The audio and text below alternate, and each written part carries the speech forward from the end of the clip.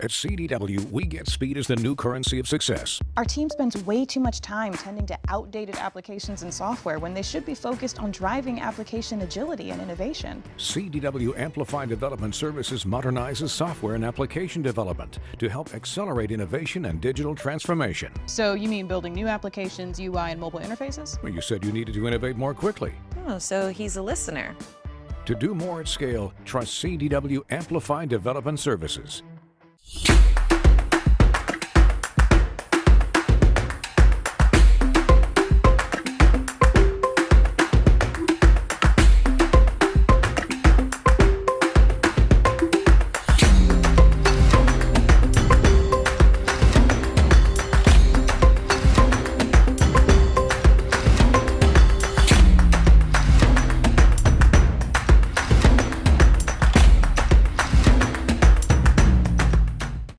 My mother's footsteps definitely led me to Shaw University. On a college tour, she's like, oh, look, DJ, that's the McDonald's I used to go to. It ended up being a place where our band members would get to know each other outside of the band room. You. It's definitely like our student union. But with fries. For our crew to go to that same McDonald's she went to, I wouldn't want it any other way. When we invest in ourselves, we're investing in what's next for all of us. Growing, creating, making moves that move us all forward. Together, we are Black beyond measure. Time to call a credit repair company to fix my credit. Hold the phone, man. You can do it yourself with Credit Versio. That's way too hard. Call the credit repair company. Most credit repair companies only work on 1 or 2 accounts at a time, making it slow and expensive. You won't figure that out for months. Ignore him. Credit Versio's brilliant software scans all 3 credit bureaus, finds the accounts that are hurting your score, and guides you through the entire process. Anyone can do it. Let's fast forward and see the results. Wow, I fixed my own credit and saved hundreds. You can do this. Visit creditversio.com.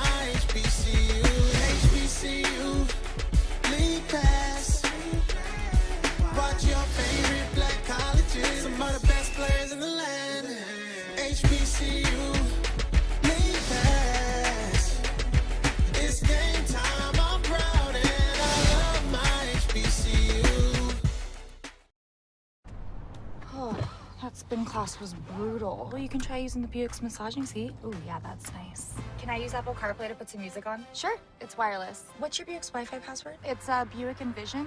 That's a really tight spot. I used to hate parallel parking. Me too. The all-new Buick Envision, built around you, all of you.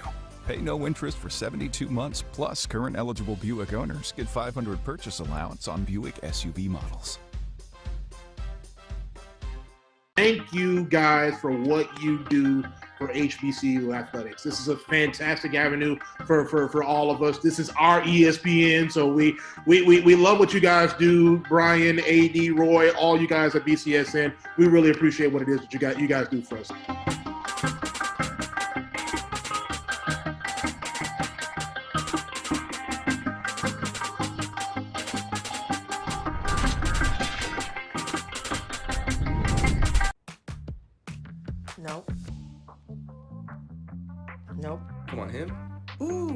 I like him.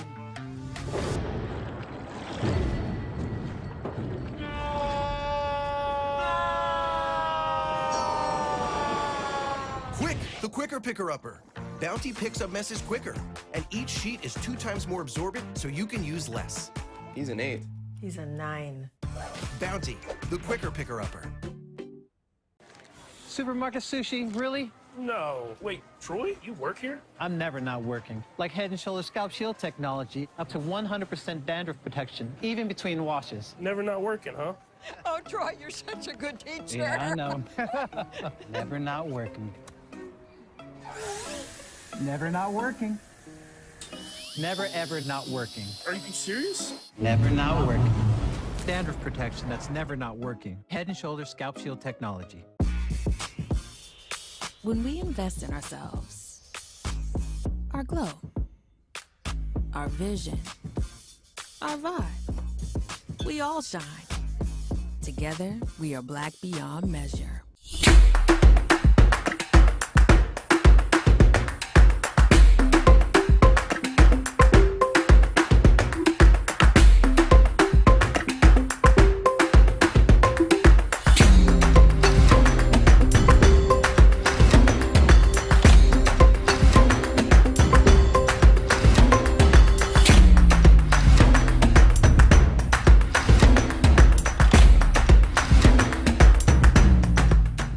Nope, not going in. Not gonna drown today. Fixing your credit score can be scary, but with Credit Versio, we take the fear out of it. Okay, you can do this. Be brave. Don't cry again. Hey, this isn't too bad. Credit Versio helps dispute negative marks on your credit using our state-of-the-art technology that guides you every step of the way. It's never been easier to fix your credit and increase your credit score. Seriously, you can do this. Visit creditversio.com right now to get started.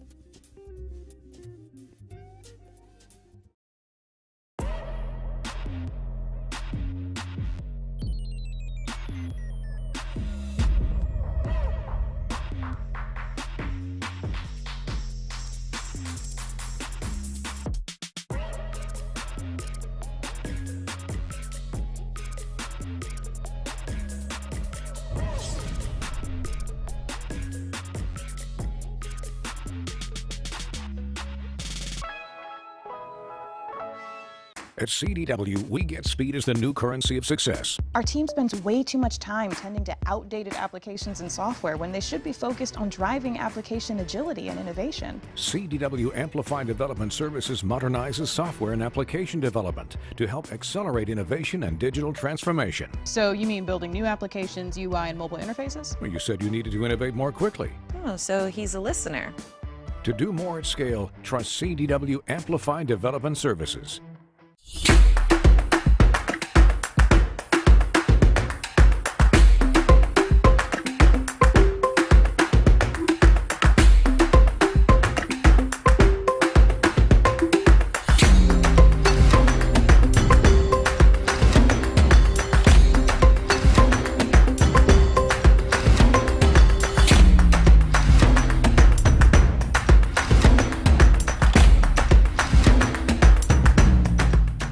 Following my mother's footsteps definitely led me to Shaw University. On a college tour, she's like, oh, look, DJ, that's the McDonald's I used to go to. It ended up being a place where our band members would get to know each other outside of the band room. Oh, no, you. It's definitely like our student union. But with fries. For our crew to go to that same McDonald's she went to, I wouldn't want it any other way. When we invest in ourselves, we're investing in what's next for all of us. Growing, creating, making moves that move us all forward. Together, we are black beyond measure. Time to call a credit repair company to fix my credit. Hold the phone, man. You can do it yourself with Credit Versio. That's way too hard. Call the credit repair company. Most credit repair companies only work on 1 or 2 accounts at a time, making it slow and expensive. You won't figure that out for months. Ignore him. Credit Versio's brilliant software scans all 3 credit bureaus, finds the accounts that are hurting your score, and guides you through the entire process. Anyone can do it. Let's fast forward and see the results. Wow, I fixed my own credit and saved hundreds. You can do this. Visit creditversio.com.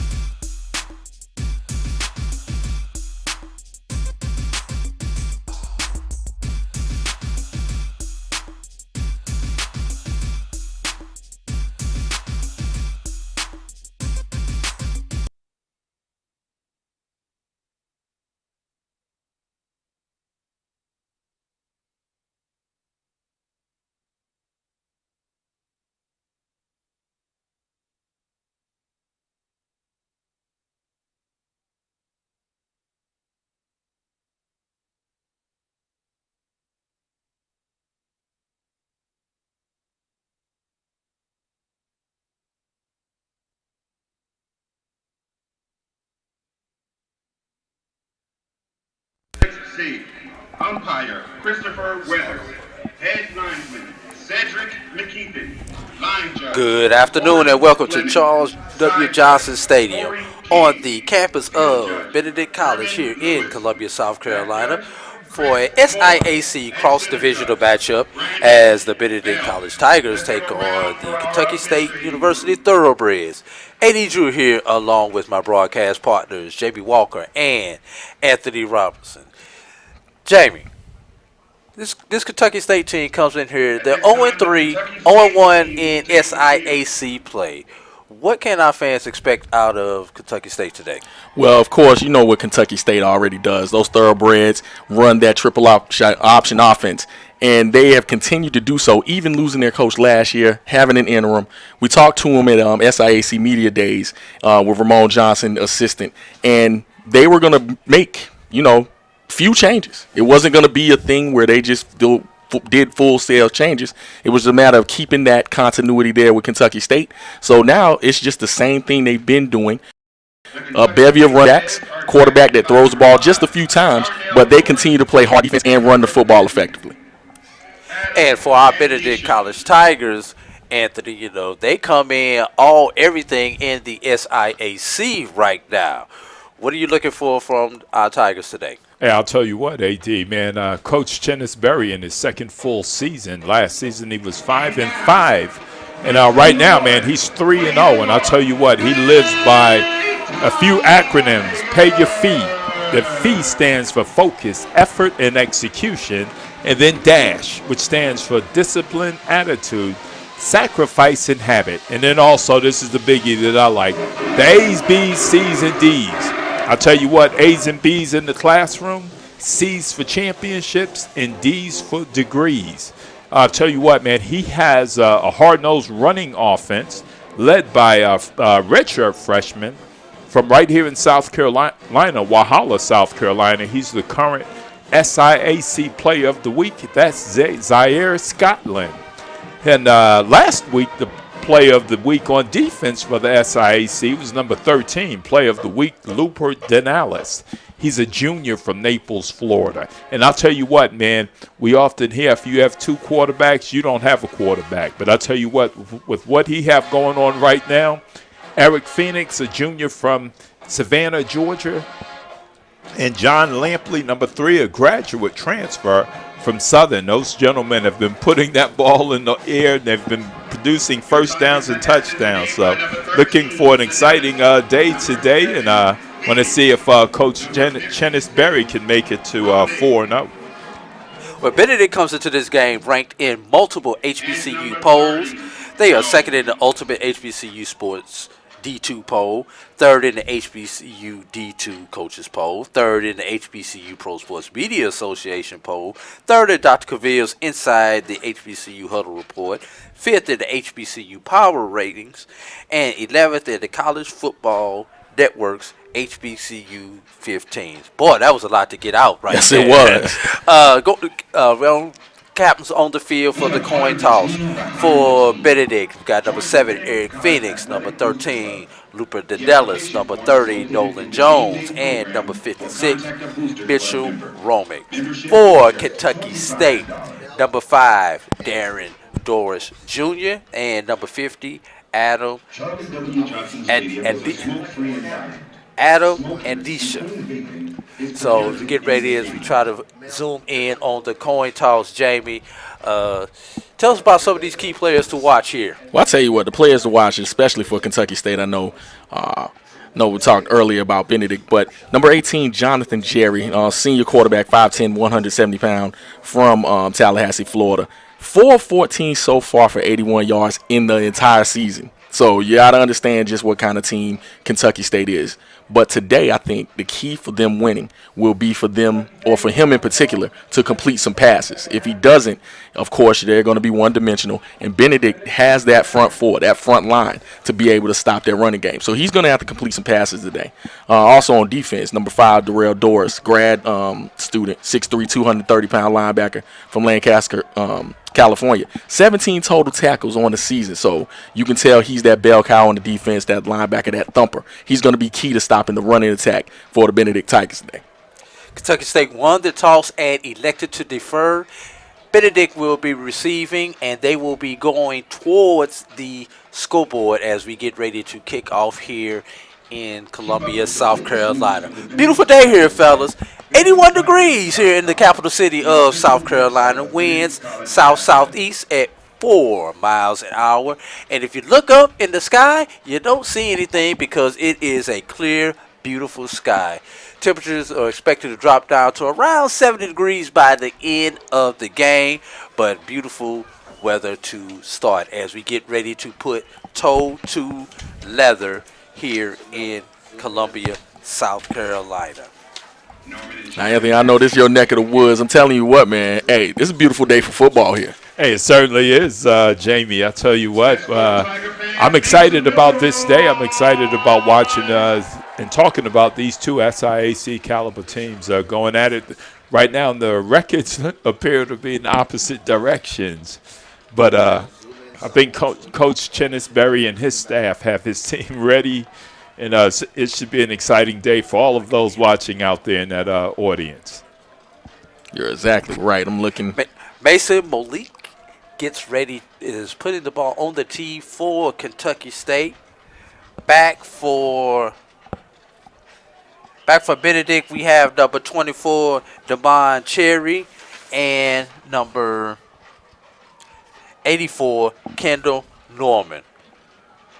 Tell you what, that Kendall Norman is a freshman out of Spartanburg, South Carolina. I think he played at Dorman High School, and he's electrifying on these kickoffs. It'd be wise for Kentucky State not to kick it in his direction. And we are underway here in South Carolina. Norman takes it on about the 10-yard line because we're back across the field. And he's going to be down at the 25-yard line. Brought down by number 36 for Kentucky State, Tyler Wilder. Grad student for Kentucky State there.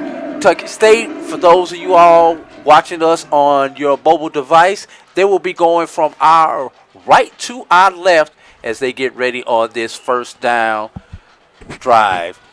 2-quarterback system here for them, Anthony. Looks like we've got Phoenix starting at quarterback once again for Benedict. First pass thrown out to the flat.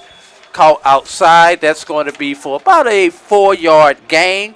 That ball was caught by number 85. That is That's Reginald Harden. Reginald Harden. Brandon Wade with the quick tackle there. Coming close to home from Perry, Georgia. Once again in the spread formation, Phoenix rolls out to his right, throws across his body, and throws that one to number 55. Good thing number 55 was standing out of bounds on the white team. He was just throwing that one away, just trying to get rid of it. Didn't see anything that he liked there, Anthony. Tell you what, that pressure was coming on him from that backside, and he was trying to get away from it. Typically, he makes some good shots down to those long, tall receivers playing for the Tigers. Last week, this team got off to a slow start against Savannah State as that game was scoreless going into halftime, but then Benedict opened it up in the second half, finally won that game ultimately by a score of 24-6 as we got a third down tip and almost picked off right there. Pass intended for number 86, Watson. There, Elijah Watson going across the middle. Not quite the read. I don't think he saw the linebacker there, Jamie. No, not at all. And I'll tell you what, Nigel Cochran right there missed a golden opportunity to open this game up early. If you want some momentum, you can see Kentucky State, of course, playing away. Look, those kind of opportunities don't come often. So, hey, you got to take advantage while you can. I'll tell you what, that's Jared Eubanks on for the kick. Very interesting story about Eubanks. He's a heck of a kicker, punter, and I'll tell you what, He didn't grow up playing college football. I mean, high school football. He played rugby while in the Army. He was enlisted for a few years, learned the game of rugby, came here and tried to play running back. They moved him around a little bit, and he settled in on punting. Well, got a good one off right there. That punt was good for about 48 yards or so for Benedict. Kentucky State takes over. First down, 10 yards to go. Ball's going to be on their 32-yard line. Kentucky State Thoroughbreds in the white uniforms, green numbers, gold trim, green helmets. Benedict is in the gold uniforms, white trim, white helmets, blue numbers. First down run there, off tackle. Number one. Conway was on the run right there. Was not able to get anything. You know, this Benedict defense you better have three hands on the ball with this Benedict defense as they lead not only the SIAC but Division II in fumble recoveries. Talk about that there, Anthony. I'll tell you what, last week, Lubert Denales, he got a strip sack, and he recovered the recovered the fumble, which is, pretty interesting when you can get both of them.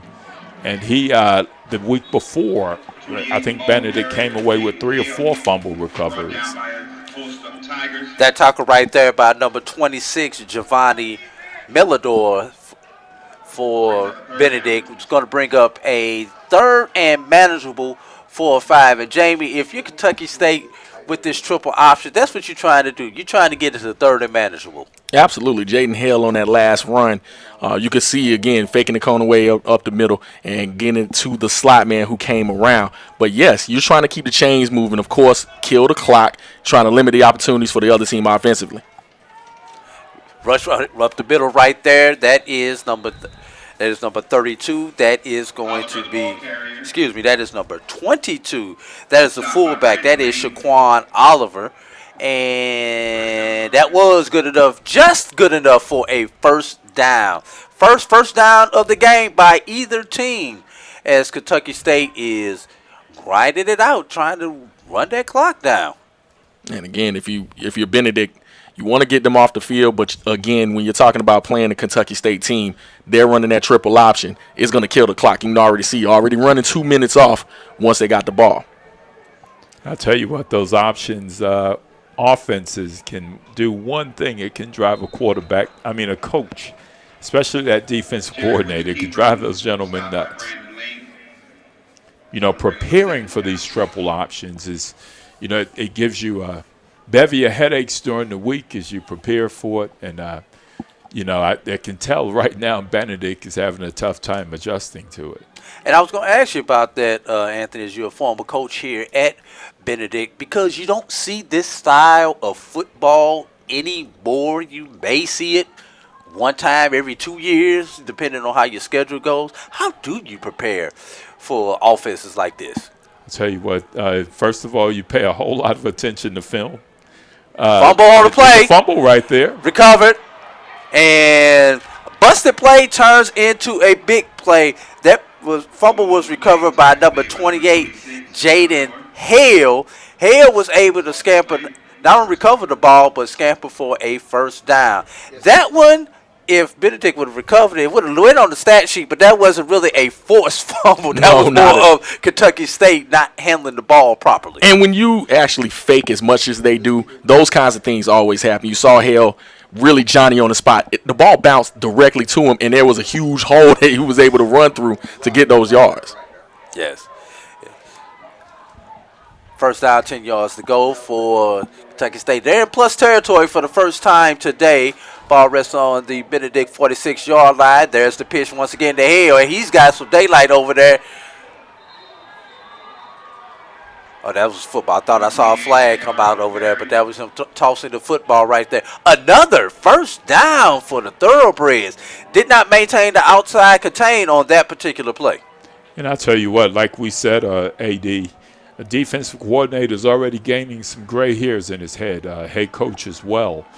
I'll tell you something else that Benedict is dealing with. These DBs are making the tackles. That tells me Kentucky State is doing something to that defensive line and those linebackers to getting those running backs down the field. You know, I've seen this Kentucky State team play since they've gone to this style of offense over the last few years, and it is a nightmare for a team, and they have just been reloading and reloading and reloading. And Jamie, talk about the commitment for these players, because it's hard. Everybody wants to catch the ball in space now. That has been the big thing. But now you've got a bunch of guys who don't mind getting hit and grinding the ball out. Well, you recruit for your system. So when you're going out, instead of having to try to find 5-star guys, 4-star guys, you're finding those guys that, have certain skill sets. But definitely you're looking for more effort than anything, as you see the pitch to Hale again. Pitch to Hale, and he may take this one to the house. Great tackle right there. Touchdown saving tackle. That is number 15. That is Aaron Miller on that tackle right there. But Kentucky State has the ball first and goal. They're going to be on their 8-yard line. And again, you can see just the way they're committed to the run. We're looking at who's the head coach of this operation now, and Paul Hamilton comes from the Georgia Southern, Georgia Tech tree. When it comes to Paul Johnson, if you've ever heard of him, just running this, what they call the spread system. But again, this triple option is hard to be stopped because it's not what you practice against all the time. I'll tell you what, too, this same offense beat Benedict last year. Gave him one of those 5 losses on the 2021 season. Do you think the fact that they saw Savannah State last week with a similar style offense, that may have helped prepare this defense for seeing this literally 2 weeks in a row? I'll tell you what, to a certain point, because what I'm looking at now, Kentucky State is running it just a tad different than what Savannah State did. And that's probably another thing that's confusing the daylights out of the Benedict players. But this Benedict defense has been known to bend but not break this season, as looks like they are starting to form the wall as runs into a host of Tigers there. Tell you what, they were led by our big number 49, John Hannibal. He's from right here in Columbia, South Carolina, and went to Keenan High School. So he's a local kid. And Coach Berry was dedicated to bringing in talent from South Carolina and especially from in the Columbia area. Christopher Conway was greeted and beaten by, looks like the whole defensive line right there of Benedict on that previous play. And you got to be a bad man to play that position anyway, because you're hitting the line definitely within the A gaps all the time. You're not going to go outside the tackle. You're going to run inside the tackles in the fullback position. And we've got our first time out of the day, and we are going to do the same. You are watching Benedict College football right here on HBCU League Pass Plus, produced by the Black.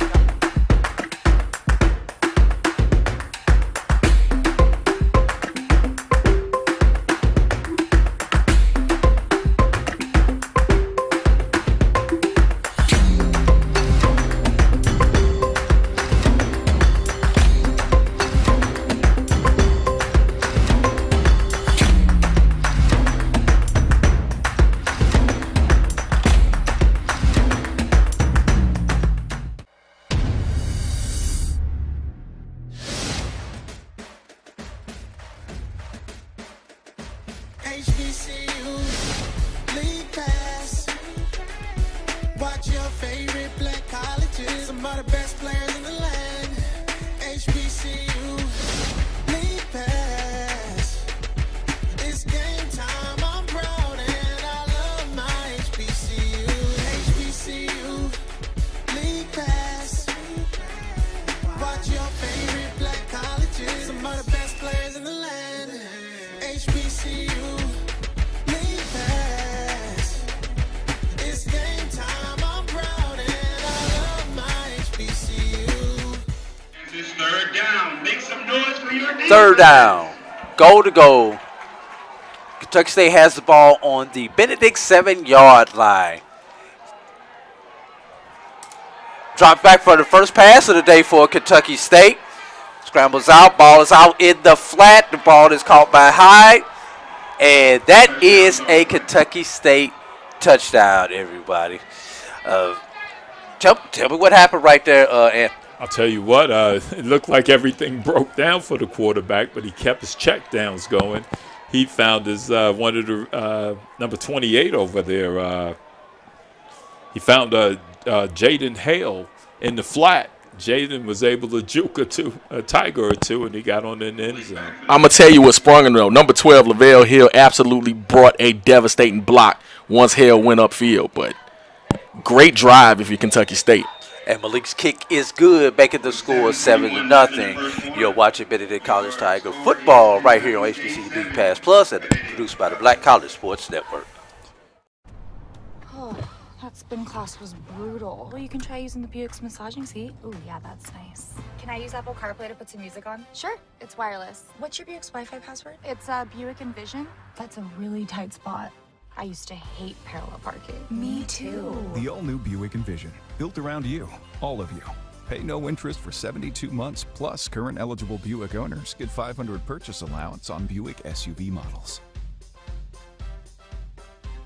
Thank you guys for what you do for HBCU athletics. This is a fantastic avenue for all of us. This is our ESPN, so we love what you guys do. Brian, AD, Roy, all you guys at BCSN. We really appreciate what it is that you guys do for us.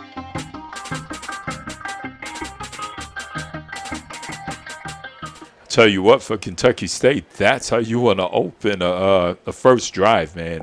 No problems. The one problem they had, the ball was on the ground, but they were able to get it up and make something positive out of it. So I know Coach Berry is feeling it right now. The pressure's on now. And I don't have it in front of me right now.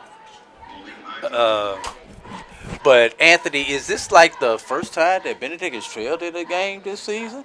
Oh, no, it's not. In fact, their first game, they were down by 7, and after that, everything went all daylight for them. Well, that was an excellent return there by just lost it my was place. Damon Cherry. Damon Cherry. I had the wrong sheet in front of me with my names on it.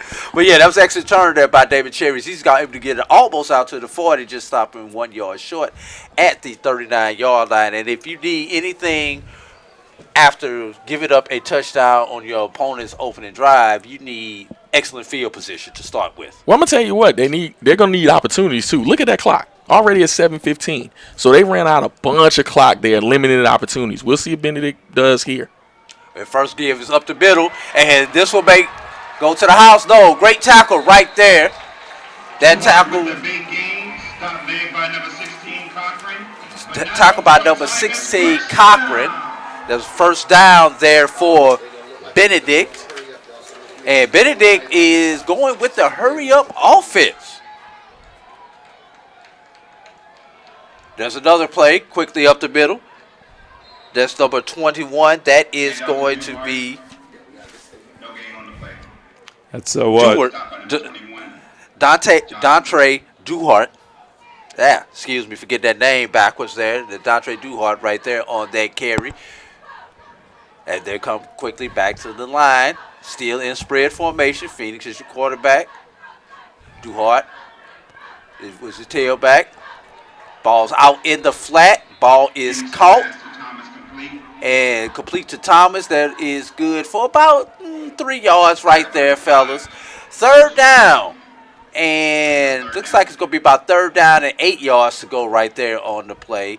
And they are still going to stay in this no-huddle offense right here. What does this do to your big uglies up front, Jamie? Well, I tell you what, because of that last offensive drive by Kentucky State, they're rested right now. So although they're playing with tempo, this is really their first, taste of running right here. Phoenix drops back. Has all day. He's eating breakfast and lunch, and he looks for dinner right there on that play, and no, not quite good enough for the first down. Number 57 on the stop.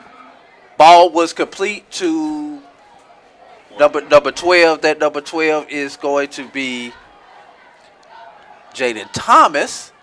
And is this too early to go for it on 4th down? Is this just a little bit out of field goal range there, Anthony? I'll tell you what, I think Coach Berry is going to go for it. Not all the confidence in his kickers from this distance out. Yeah, I think they're only 1 for 4 on field goals for the entire season, and that's an easy first down right there by Duhart. I'll tell you what, DeAndre Duhart, he's considered the Thunder, and Scotland is the Lightning. He's the big back, Scotland's the light back, and they have a pretty good combination going on right now. Well, Benedict continues to drive, and fellas, we're going to blink, and this first quarter is going to be almost over with because we are under 5 minutes remaining in the first quarter. This is only the 3rd drive by either one of these teams. Motion right. Give is up the middle. Smith with the carry right there, and he's good for about 4 yards right up the middle on the delay up the middle. I told you, we joked about this in pregame and really all week. If you blink, you're going to miss a whole lot when it comes to these teams that are specializing in the run. So right now, that's why you're talking about a quick moving first quarter. Well, consider that we got to get back on the highway at some point in time. the sooner the better, my brother. I'll tell you what, Benedict, they're moving, but right now they're behind 2 ways, not only on the scoreboard, but they're going to have to deal with that triple option again, and all it does is eat time. Conaway again. Stop made by multiple thoroughbreds. He gains about 4 or 5 yards right there. I think we're going to have 3rd and 1. Excuse me, that's Smith, Devon Smith. It's always good to see Smith get a carry. Smith had 2 ACL injuries on the same leg, and to see him back out here as a graduate student from Houston, Texas, bodes really good. Duhart now back in, flank to Phoenix's left. Give this to him, and he's up the middle. That's going to be a first down. Just outside the 10-yard line. I think we're going to say he's down on maybe about the 12. Oh, a little bit. Oh, I don't know about that spot there, fellas. I thought he got a little bit further than that. I guess the knee went down before we could clearly tell from up here in the booth. They're going to put it on the – oh, sorry, he's inside the 10. They're going to say he's on the 8-yard line. Well, I guarantee you, I won't be surprised if it goes back to him. He's the Thunder. He's the big back. He's about 6'1", about 6 foot, 215 pounds. Pass outside. Oh, great defense right there. Can you catch that number with that cornerback? That is number 7. That is Jonathan Adams right there. Let's give that man a PBU on that one. That's a pass breakup for all those of you who are scoring at home. Oh, yeah. Outstanding coverage that time by Adams. Played outside technique.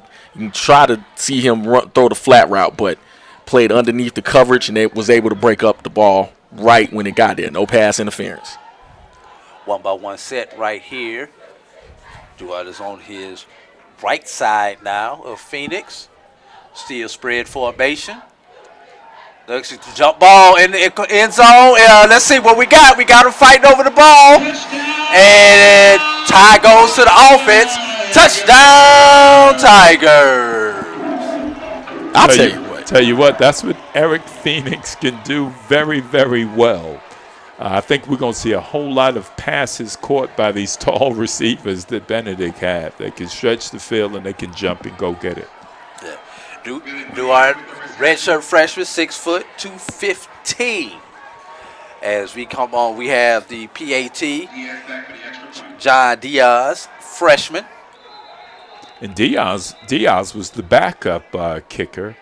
Got a chance to come in when the starter was kind of banged up a little bit, and he hadn't been doing that well. Coach Chennis Berry placed him in last week, and he's been doing giving you some points on that board. First flag of the day is we got a false start on the PAT attempt by Benedict. Diaz was towed up from about 5 yards further. Now it's a 25-yard PAT attempt instead of a 20-yard PAT attempt. Kick is up, and it is no good. Which may come back to bite them later, but May put us in the point where we have to chase points at some point in time later in this game. Your score, Kentucky State 7, Benedict 6. You're watching Tiger football right here on HBC League Pass Plus, produced by the Black College Sports Network.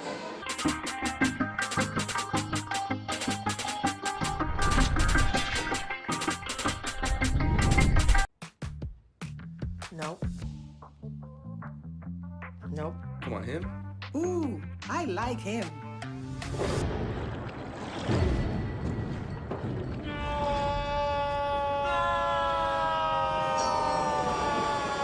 Quick, the quicker picker-upper. Bounty picks up messages quicker, and each sheet is 2 times more absorbent, so you can use less. He's an 8. He's a 9. Bounty, the quicker picker-upper. A.D. Drew here along with Jamie Walker, Anthony Robinson. 76ers just scored. 2:28 remain here in the first quarter.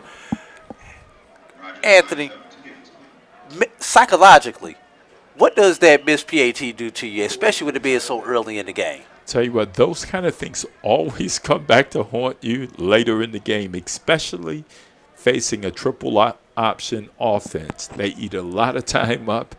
And I tell you what, you don't want to come out missing your first POT or any PAT, especially playing against a team like Kentucky State, especially when they're in front of you. David Rogers toes it up for Benedict.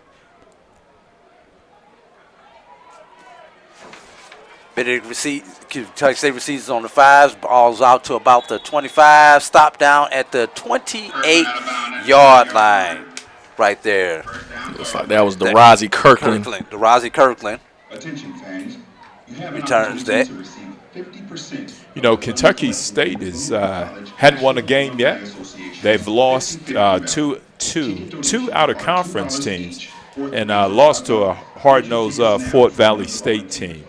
So sometimes these records aren't a true indicator of what the teams are really, really all about. That Fort Valley game was a 2-hour and 29-minute special. That was the blink. If you blink, you missed it game because that clock never stopped in that particular game. It doesn't. What's ironic about it is the other 2 games that they played were with passing teams. So if they don't specialize in running, hey, it can be a short game. Well, it looks like right there, Kentucky State was not specializing in running as number 8. Deron Williams made that tackle right there for Benedict. Brings up a second down, 7 yards to go.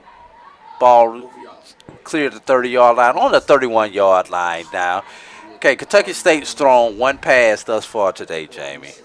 What's your over-under on pass attempts for Kentucky State? I'll tell you what, it'll depend on the score. But, again, this team doesn't pass. I'm going to say over-under 5.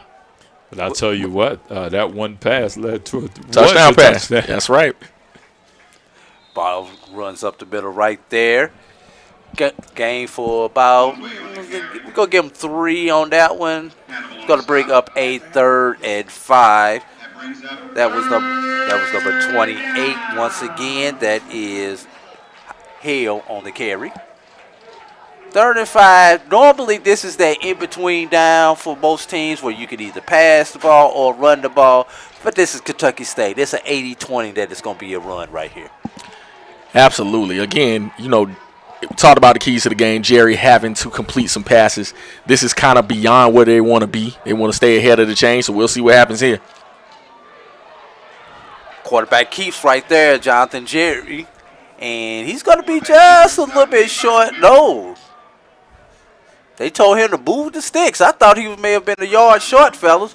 Move the chains for the Kentucky State Thoroughbreds as they get a fresh set of downs as we are 40 seconds remaining here in the first quarter. I think we'll get one more playoff before this quarter ends. But I'm like you, AD. I thought we had a good stop by Fern Romero. Hard-nosed defensive player, but Kentucky State got where they needed to be. First down carry is up the middle. Flag on the play.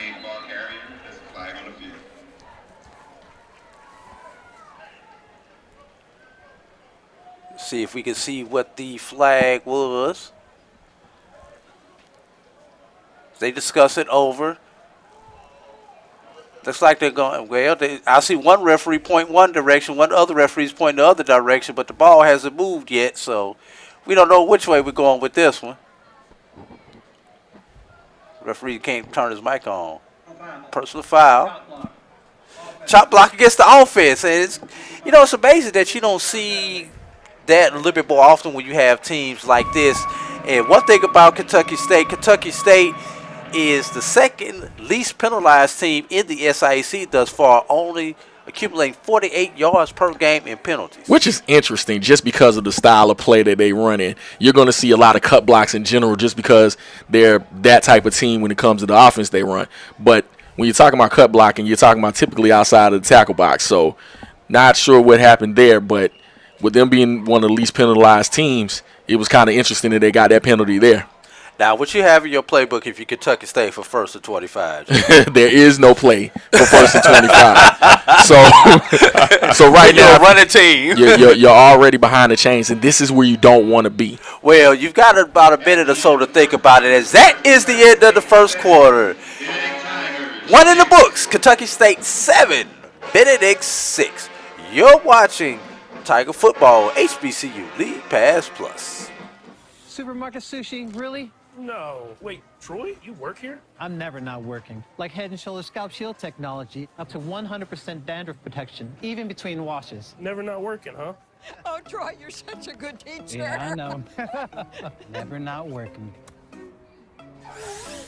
Never not working. Never, ever not working. Are you serious? Never not working. Dandruff protection that's never not working. Head & Shoulders Scalp Shield technology. When we invest in ourselves, our glow, our vision, our vibe, we all shine. Together, we are black beyond measure.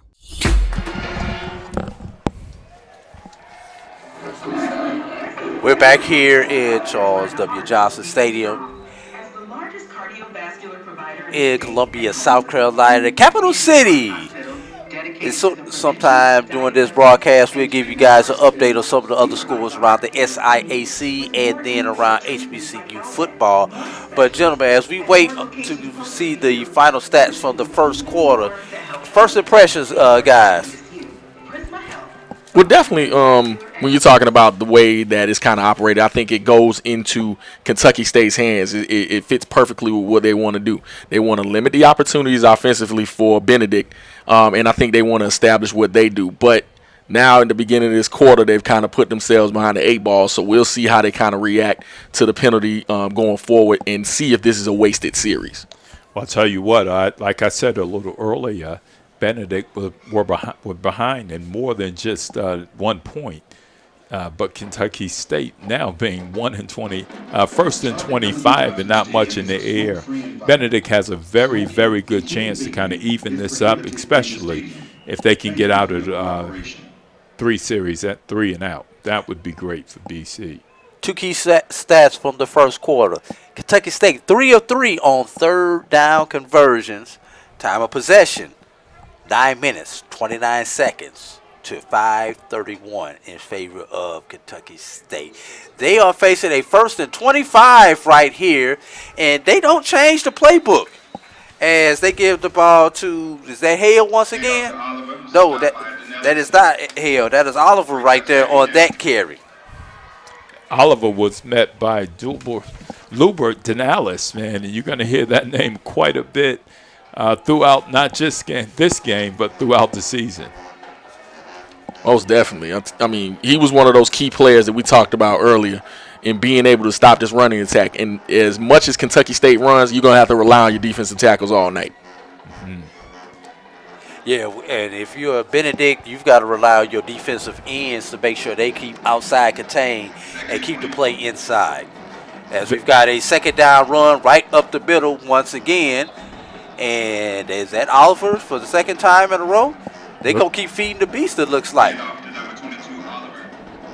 I'll tell you what, they're not going to get a whole lot in terms of chopping down that, getting a first down up the middle. We're going to see what happens here. Conway comes in to replace Oliver, as we've got a couple of changes there for Kentucky State, but it doesn't matter what the personnel is. They're going to continue to do the same thing. Oh, they're going to run those backs in and out. When you're talking about doing that much running, you have to have a stable of backs to make sure your offense is fresh. Conway is the featured back in this set right here. And looks like we've got another timeout by Kentucky State. So with that, 13:28 remain in the second quarter. We'll take a timeout right here on the Black College Sports Network.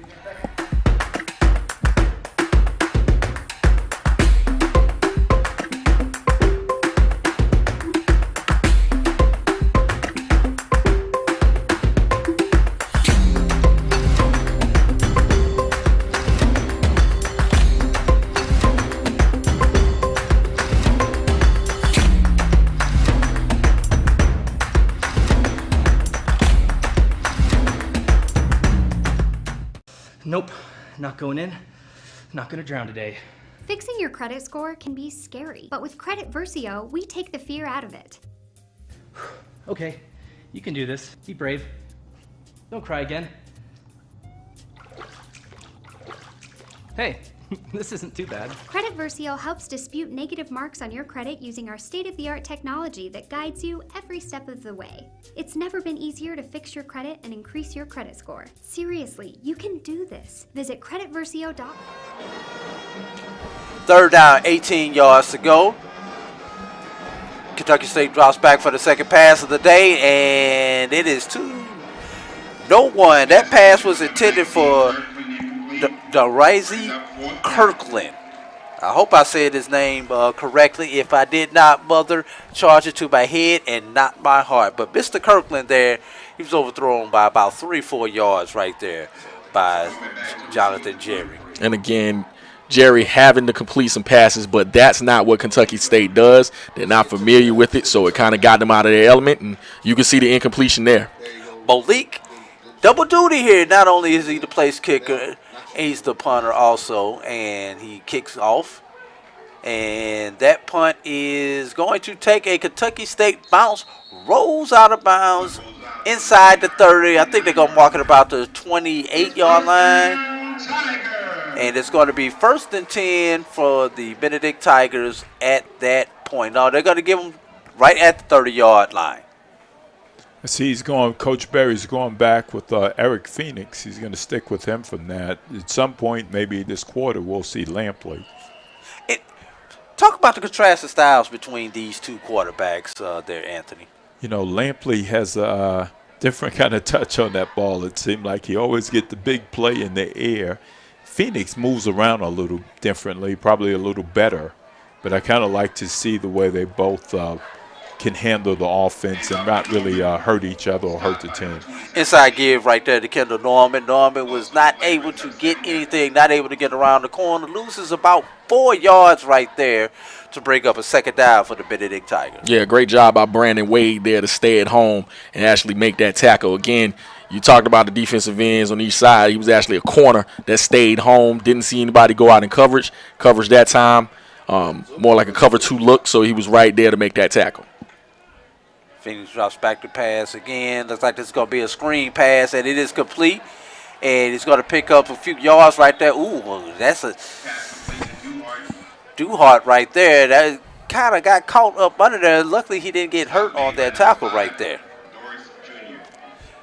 picks up 10 yards right there on that play, on that screen pass. Now it brings it up to 3rd and manageable if you're the Benedict Tigers. Yeah, Duhart getting that ball in his hand. Again, he's the Thunder. He's the Thunder in this offense. Stockland's the Lightning. We hadn't seen much of Stockland yet, but Duhart's been handling the load pretty well. Phoenix drops back again. Scrambles, looks around, in trouble. Throws it to the stands right there. Avoids the sack right there.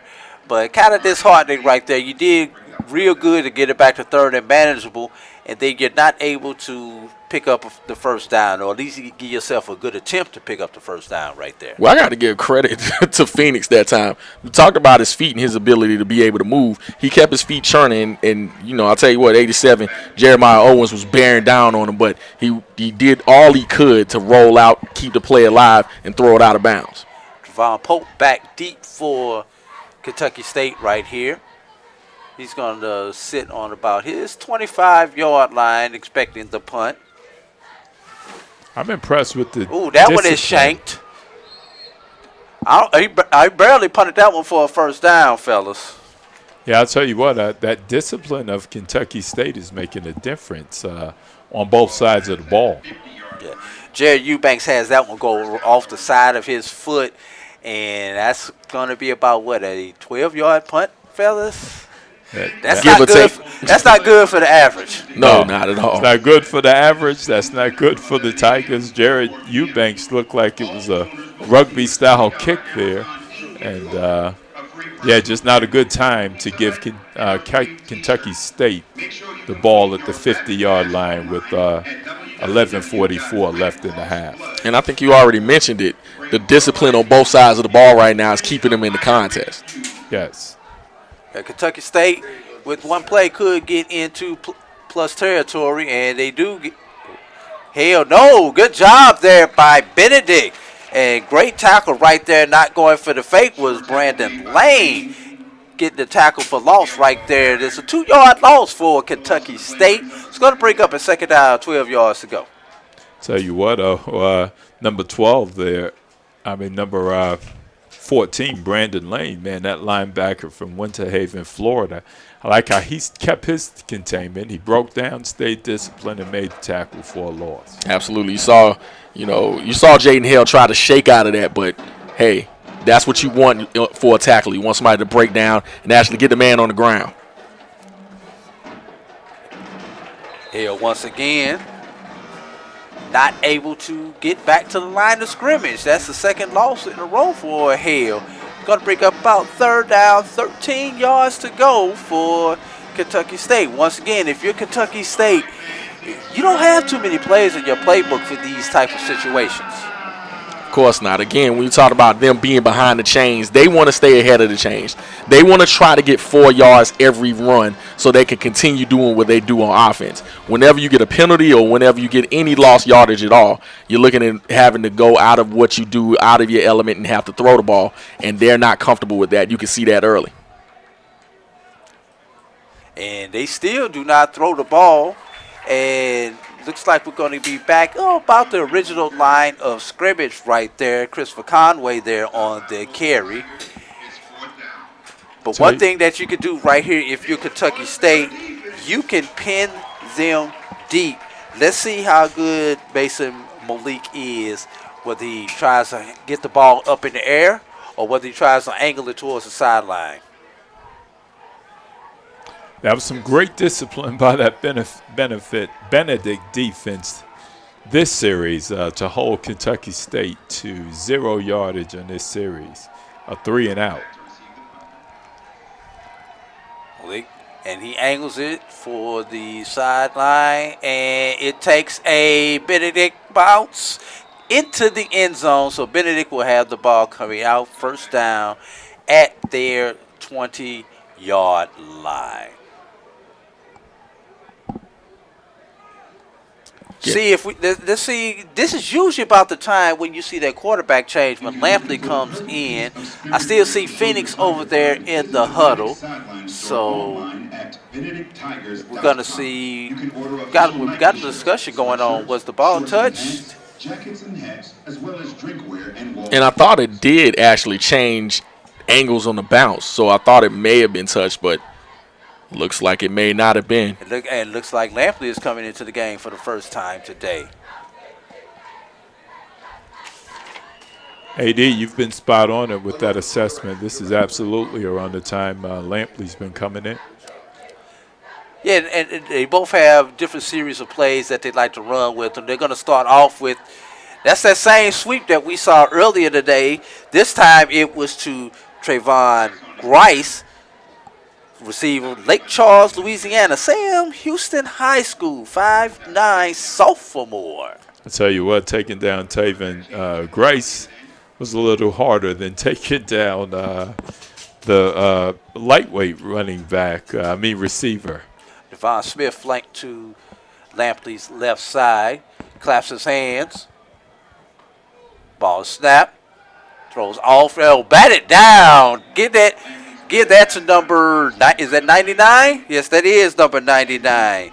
That is going to be, that's 98. Jimmy Edmonds, 6'2", 280. Louisville, Kentucky, Ballard High School. Big boy. You can see, again, the effort from the defensive line actually trying to get to Lampley. Got the ball out on time, and you never know where it was going, but got that big paw up and was able to knock the ball down. I think they fudged on his way. That's the best looking 280. Say they lying. That's the best looking 280 I've ever seen. Good pressure right there. That pressure up the middle was brought by number 5, Darrell Doris Jr. forces Lampley to get rid of that ball a lot sooner than he intended to right there. Again, Darrell Doris was going to be one of these keys to actually stopping that Benedict attack. But right now, after that one offensive drive of the Tigers, they really haven't been able to put together really sustainable drives so far. Well, honestly, Jamie, neither team has really done anything outside that one drive right there. For Benedict, it was their second drive. For Kentucky State, it was their first drive. Pope back to receive the punt once again from Jared Eubanks to see if he gets a better one off. And this one is just as bad as the first one. Tell you what, Eubanks, who Coach Berry is really, really high on as a punter, it's probably disappointing him quite a bit. I see Coach Berry looking in Eubanks' direction. I could imagine what he said to him. And do you think that conversation is Rogers, Diaz? Which one of y'all want to kick this next one if we have to kick it? I think he's going to stick with Eubanks, but Eubanks is going to have to do better to help the Tigers out. Right now he's definitely helping Kentucky State with those bad kick punts. Absolutely, giving them premium field position here, especially with a running team like this. If they can stay ahead of the chains, again, you're giving them more offensive opportunities and limiting your offensive opportunities. That's right. Would you say this is the one weak point of this team thus far this year? Because the kicking game has not been good. They're only 1 for 4 on field goals on the season. So do you think that maybe their kicking game, they're good on special teams, but the kicking game may be that one weak point? Well, I tell you what, that's it, AD. You hit the nail on the head. And then we could see right now, we've seen 2 bad punts. We saw a missed PAT. And even though that PAT, we talk about the kicking game. We had an offsides penalty that backed them up 5 more yards, and that kind of stuff can make the difference. Second down, 6 yards to go for Kentucky State as they try to drive down and add some more points to the board. Ball is kept this by Jonathan Jerry. He picks up about 2 yards right there. It's going to leave it, Jamie, your favorite phrase, 3rd and 4. Hey, they have an opportunity to kind of do what they want to. They can switch it up. They can throw a pass out the flats. They did that when they scored the touchdown. But I think when you're talking about this offensive squad, continuing to run the option, or at least having the option to run the option, is what they want to do. Well, you said a lot of words right there, the option to run the option, and I don't even know how you didn't stumble over your mouth. Words right there, man. Tell you what, AD, that tells me Jamie Walker is very good at what he do. You got to be if you when you start talking like that. Your mouths to God's ear. 3rd down right there, ball's up the middle. We got a flag on the play. Dexter McDuffie kept that one in the slot receiver. They were a bit of a wildcat in that formation right there. The way it's appearing now, Benedict has kind of adjusted to that triple option. Now they have to do something to get the ball moving themselves, and Kentucky State is locked in on their on defense, and they're doing a great job of stopping Benedict. Another chop block by Kentucky State, and for a team that's averaging 48 yards a game in penalties, that's that's 35 yards right there. 2 chop blocks and I believe a false start there in this game so far. Again, when you're getting outside the tackle box and one man is hitting low and one man is hitting high, they're going to call that every time. When you're talking about we're being in the age of player safety, they're going to make sure that game is clean. But again, the way that option teams typically block, you're going to have those kinds of things. Interior defensive linemen hate playing option teams for that reason. And I guarantee you that was something that Coach Berry picked up on film. And I bet 100-1 that he told the referees about that in their pregame meeting. I would imagine so. I mean, when you look at film on the triple option, you spend a lot of time looking at that. The entire defense, the players, the staff, the head coach, everybody wants to know, what do we need to do to figure out how to stop this? And he would know also. Yeah, he would know also, him being a former offensive lineman, you know, what the tricks of the trade are. So definitely being into, you know, what they do, yeah, he's going to get some clues. Hey, this is going to happen. That's right. Chennis Berry, offensive lineman. I think he went down there as a receiver or a tight end at Savannah State and ultimately ended up playing on the O-line. Has a great grasp of coaching the offense.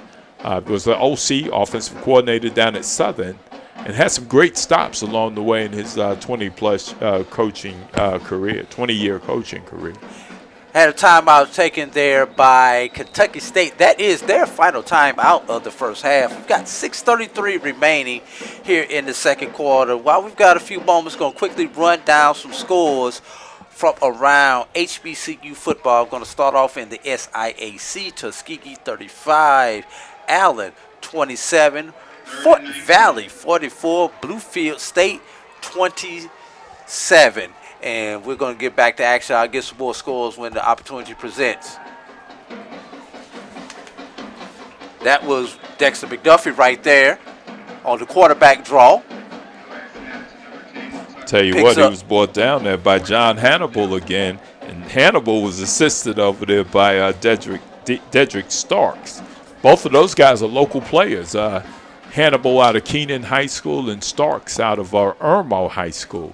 Played some good football in those schools. Oh yeah, yeah. When you're talking about this area in general, in you know, in Columbia and in the surrounding areas, you're talking about good hard-nosed football. It's perfect for what Benedict College football wants to be. And when you can recruit and really kind of keep a fence around what players you have in the local area, it's just a bonus to what your program can be.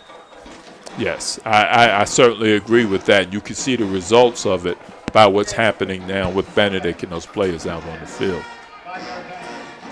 Another penalty against Kentucky State. I missed what the penalty was, but I think Kentucky State has hit their average here in the first half as far as penalties go, which is going to force the Kentucky State punt. Back deep is Kendall Norman for Benedict. Doing the kicking duties once again is Mason Malik. That Kendall Norman is a shifty, fast and quick return man, but it's wise, like I said, not to give him to him on those punts. I think that ball actually ran up and hit the back of the Kentucky State player, Nigel Cochran. I'm going to see where they spot that ball at, because it looked like it actually hit him in the back as he was trying to get in position to down the ball. They're going to, I guess they're saying they didn't. They're going to give him the 14-yard line, which is about where the ball was finally down at. Lampley comes in for his second series. Let's see if he can do better than his first series, as they went 3 and out after the quarterback change right there. Benedict in a bunch formation right here. Motion left. Give is up the middle. Flat? No, that's not a flag. That's somebody's shoes. I thought that was a flag on the play, fellas. I think it should be illegal to wear gold shoes in football. And I tell you, there's one player on the field with gold shoes on. Quite confusing when you see those shoes moving. Especially in the area of offensive holding. That's normally where that flag would have landed at. But that's some shoes. Lampley rolls right this time. He's got all day to run the ball. Ooh, was he over the line was the question. No, he was not. They're going to say he was not over the line as he threw the ball. Incomplete pass, second down, 10 yards to go for Benedict. You got to be careful when you roll out right there, especially with the sticks on the other side of the field, as you don't know if you're going to close to stepping over that line. And thank God the head linesman did not notice that either. Tell you what, I hate to armchair quarterback, but there was a lot of open yardage for Lampley. Free play right here for Lampley as he throws a deep jump ball, incomplete. That ball intended for number 19, Tayshawn Presley. I'll tell you what, Anthony, great minds think alike, because I was thinking the same thing on that last play. You know, Lampley rolled out, whereas Phoenix may have taken off and actually got what he could get with that. Lampley is more of the drop back passer, and you can see he was still looking to get the ball upfield, but probably could have got maybe 5 or 6 yards on that last attempt. Absolutely. Absolutely, Jamie. I tell you what, we're certainly thinking the same way. Now Lampley is faced with a 2nd and 5. Give is up the middle once again. That is number 6, Zaire Scotland. 6-foot freshman, 215. I don't want to butcher this. Is it Walhalla, South Carolina? Walhalla. And one thing, in past years, not many coaches from here recruited out of Walhalla. Scotland once again. That's lightning. That's the lightning of the Lightning and Thunder duo. Well, he's looking more like Thunder. I'm telling you what, he's fresh. You know, you didn't see him in the first quarter. Now, do these two normally play together as a unit, or do the quarterbacks interchange independent of the running backs interchange independently of the quarterbacks? It's independently of the quarterbacks, but like Jamie said, didn't see much of Scotland in the first quarter, and I think right now they want to make sure they get him in. And see, he's coming out now, and right now replacing him will be Duhart. Well, that was 3 carries in a row. I think he needs to go to the sideline and get some water also. 4:05 remain here in the second quarter. Benedict tries to add some more points to the board before halftime. Lampley in at your quarterback. Duhart is flanked over to his right side. Give is up the middle to Duhart. And that's going to be another Benedict first down. Yes, I was going to say that. Took the words right out of my mouth there. Again, great minds thinking alike. But I tell you what, this is where you kind of seeing the transformation in Benedict starting to take control. Kentucky State hadn't had any sustainable offensive drives, and now that defense is getting tired. Absolutely. But the one thing you've noticed, they're running the ball a lot more with Lampley in the game, whereas when Phoenix was in the game, they were trying to pass the ball. And this is where they found success last week against Savannah State by trying to finally run the ball. That pass complete right there to Reginald Harden, 6 foot, 6'5", 200 pounds, sophomore out of Jacksonville, Florida. Raines High School to transfer from Florida State University. Duhart once again. Outside, he got outside. Check that. That is Devon Smith. So if you got thunder, you've got lightning. What do you call Smith? It's Flash. So we now have all three. We have the thunder, we have the lightning, and we have Flash. Well, we may have thunder, we may have lightning, we may have flash, but the offensive line just picked up a hold right there on that particular play. So that was all for Niners. We're going to have a 1st and 20 for Benedict right here. And again, you're already at the 3-minute mark. Talked about how this game is going quick because both of these squads are specializing in the run. They see some things. Of course, Kentucky State being the running squad that they are. But I think Benedict sees some things with this defense that they can run on as well. So the passing game hadn't mattered except for that last long completed pass. 3:01 remain when the referee puts the ball in play, and he just put the ball in play. Lampley see it in at quarterback. Smith to his right. Lampley throws it deep. He is and he caught it. Touchdown, Benedict. Jaden Thomas with the juggling catch right there for Benedict College. 6'1", 180, Atlanta, Georgia, Monroe High School, transfer from Georgia Prep. What happened right there, Anthony? I'll tell you what, they sucking them in with that run. We've been talking about the offense running under Lampley. Kentucky State bid on it, thinking that run was shooting up, and there was Jaden Thomas, wide open. And, Jamie, if you're Kentucky State right there and you go for that pick knowing that you have no help behind you, you have to be 125% sure that you get your hands on that ball. Well, it was zero coverage that time. They didn't have any safety help in the back. So, again, if you're going for that interception, you better doggone sure make it, or else it's going to be, 6 points and the band is striking up. So, I mean, it's just one of those things, man. You're going for it as a corner. You're in coverage. You run and bail out, but you're taking a beeline straight to the receiver and taking the chance that you're going to either get this pass breakup or make the interception, not thinking that the ball will get over your head and receiver catches it and gets in the end zone. Now, here's the question. Do you go for two right here and get these points now while you have the opportunity? It's only the second quarter, but given the limited number of possessions in this game, this may be the chance to go for two. And it looks like the offense will remain on the field for Benedict. That's exactly what's about to happen. And I'll tell you, the offense is just how it's been in the previous games. Lampley comes in, and he hit the bomb for a touchdown. It's been, I think, every game. Daquan Bledsoe is the running back this time with Lampley. Got a bunch formation right. Thomas flanked out to the left. And it is, can you believe this, fellas? Can you believe this? Wow. The second juggling catch in a row for Benedict. I believe that was number 86, Elijah Watson. Outstanding concentration that time. Yeah, I think they practiced that. You see the D-backs practice the juggling catches and jump ball, but I rather do you see the receivers practice that. Hey, I need to catch my breath right here. We're gonna take a quick timeout right here on HBCU League Pass Plus and the Black College Sports Network.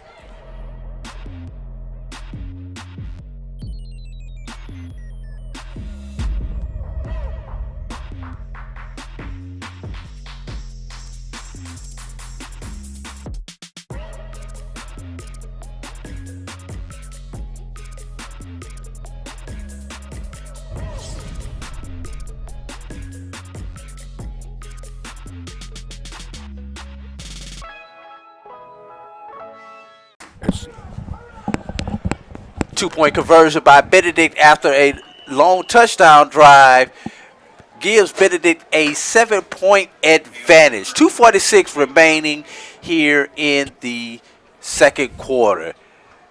Well, I'll tell you, AD, you called that right with that 2-point conversion. I think you spent some time on the sideline, AD. Great call. Let me tell you a secret, my brother. I do indoor sports now. It's something about July heat that forced me out of football. Ball's returned 25-yard line there for Kentucky State. They have 2 minutes and 40 seconds to try to answer the Benedict Tigers. And Jamie, you just had not one, but two spectacular plays there against your defense. What do you do on offense to try to regain the momentum? Well, you're only down a touchdown, so you can continue doing what you do as an offense. You want to go ahead and see if you can get back into getting into the groove of getting chunk yards Even though Anthony called it, he said Benedict has already, and especially that defensive line, has kind of caught on to what they were doing. Again, you don't practice against this offense often, so it takes a while to get into the groove of seeing what they do. Keep in mind, Kentucky State won the opening toss and elected to defer, so they could potentially take this clock all the way down, score, and then come back and have the opening drive of the third quarter again.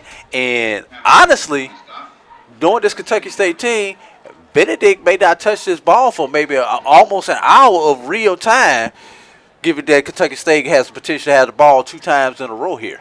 I'll tell you what, that was Christopher Conway on the carry. And I'll tell you what's appearing to happen, big number 49, John Hannibal, is understanding what Kentucky State's doing. Looks like Benedict is doing a better job staying in their lanes and focusing in on their keys and assignments there. What a name like Hannibal to be on the defensive line. all you need is a lector somewhere else on the defensive side, and then we're good. Devon Smith with that carry right there. Good enough for a thoroughbred first down. We're up under 2 minutes remaining here in the second quarter.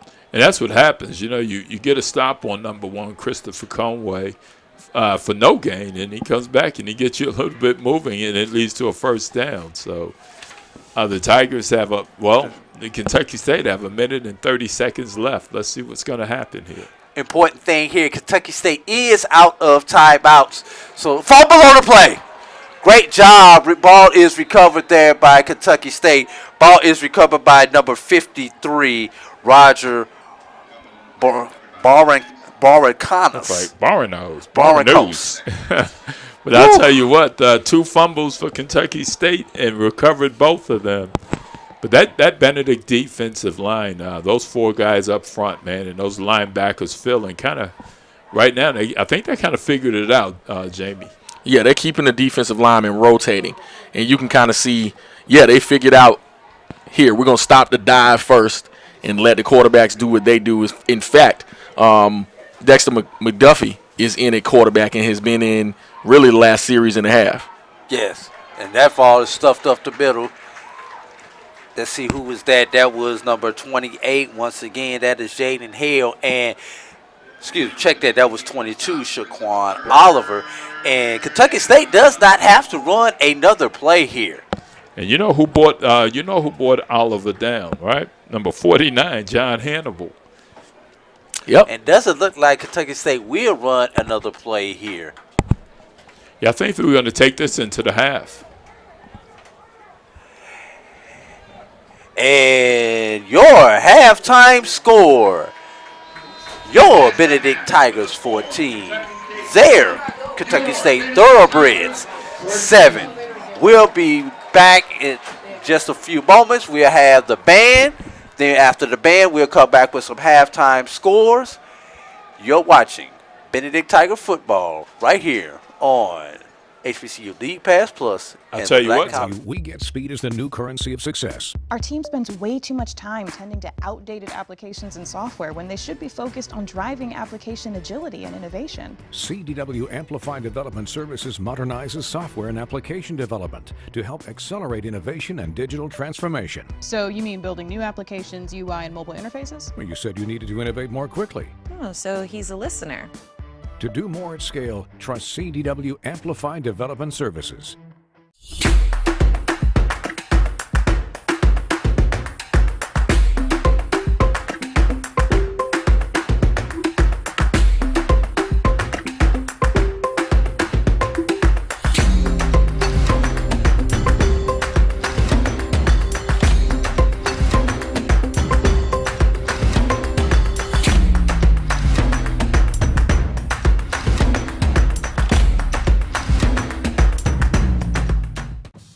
Mother's footsteps definitely led me to Shaw University.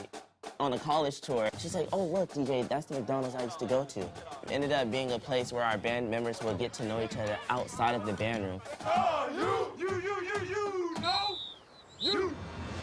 It's definitely like our student union. But with fries. For our crew to go to that same McDonald's she went to, I wouldn't want it any other way. When we invest in ourselves, we're investing in what's next for all of us. Growing, creating, making moves that move us all forward. Together, we are Black beyond measure. Time to call a credit repair company to fix my credit. Hold the phone, man. You can do it yourself with Credit Versio. That's way too hard. Call the credit repair company. Most credit repair companies only work on 1 or 2 accounts at a time, making it slow and expensive. You won't figure that out for months. Ignore him. Credit Versio's brilliant software scans all 3 credit bureaus, finds the accounts that are hurting your score, and guides you through the entire process. Anyone can do it. Let's fast forward and see the results. Wow, I fixed my own credit and saved hundreds. You can do this. Visit creditversio.com.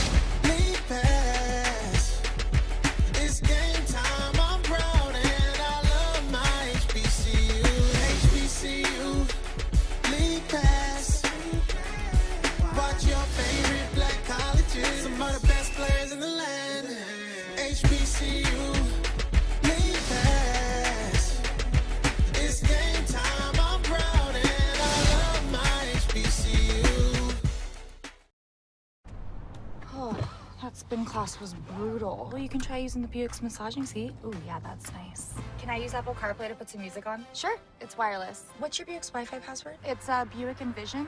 That's a really tight spot.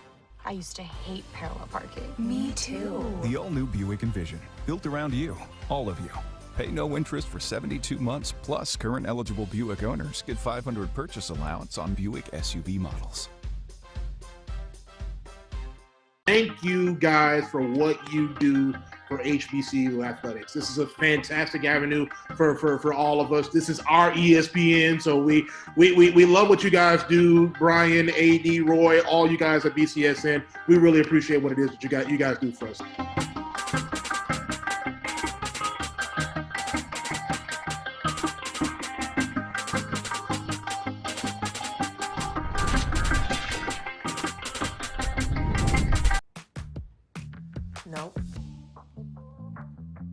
Nope. Come on, him? Ooh, I like him.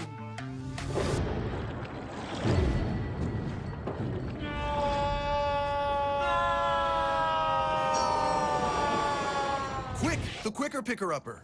Bounty picks up messes quicker, and each sheet is 2 times more absorbent, so you can use less. He's an 8. He's a 9. Bounty, the quicker picker-upper. Supermarket sushi, really? No. Wait, Troy, you work here? I'm never not working. Like Head & Shoulders Scalp Shield technology, up to 100% dandruff protection, even between washes. Never not working, huh? Oh, Troy, you're such a good teacher. Yeah, I know. Never not working. Never not working. Never, ever not working. Are you serious? Never not working. Dandruff protection that's never not working. Head & Shoulders Scalp Shield technology. When we invest in ourselves, our glow, our vision, our vibe, we all shine. Together, we are Black beyond measure.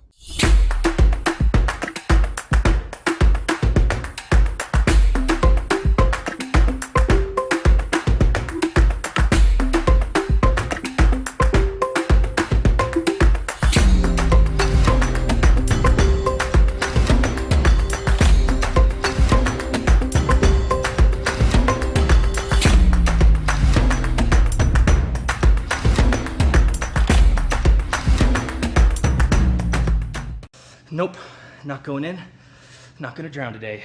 Fixing your credit score can be scary, but with Credit Versio, we take the fear out of it. Okay, you can do this. Be brave. Don't cry again.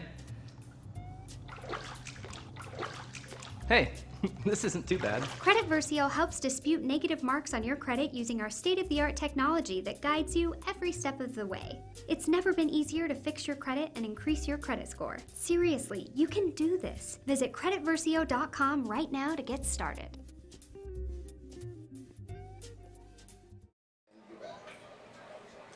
Your halftime score here at Charles W. Johnson Stadium in Columbia, South Carolina. Benedict 14, Kentucky State 7. Quickly going over some scores from earlier today around HBCU action.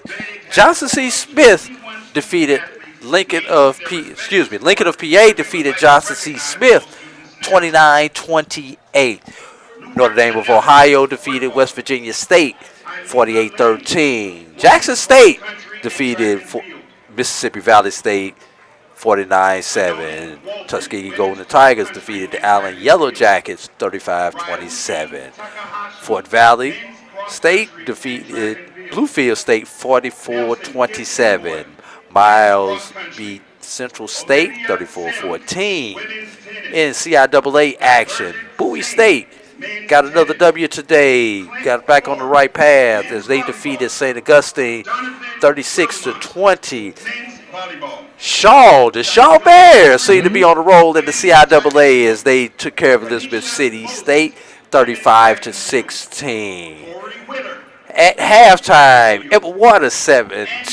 Check that. That's a final score. That's a final now. Yeah, 20-9. 20-9 was that final as Lane. As those scores was not quite updated on my sheet here. Final out of the MIAA, Northwestern State 38, Lincoln of Missouri 10. Wayland Baptist, woo! Yeah. Basketball scores 65. Texas College was playing football. They got 31, but it was not enough. In Daytona, Florida, Bethune-Cookman 36, Grambling State 19. Up in Dover, Delaware, Merrimack. My score just jumped. Merrimack 26, Delaware State 13. SIAC action, Morehouse 15, Savannah State 3. MEAC action, Norfolk State 26, St. Francis 45. Down in Texas, San Antonio 45, Texas Southern 24. CIAA, hey, Virginia Union could be a preview of the CIAA championship game. Virginia Union 24, Fayetteville 21 as Fayetteville cannot get over that hump against the Northern Elite. Virginia State 37, Livingstone 7. Central State 52, Virginia Lynchburg 7, as Lynchburg was giving Central State all they could handle early in that particular game. And those are all of the finals that we have right now. What we're going to do right now is we're going to take another break. We're going to let the band perform, and then we'll give you an update of some of the games in action, give you some of those scores. You are watching Benedict Tiger Football on HBCU League Pass Plus, produced by the Black College Sports Network.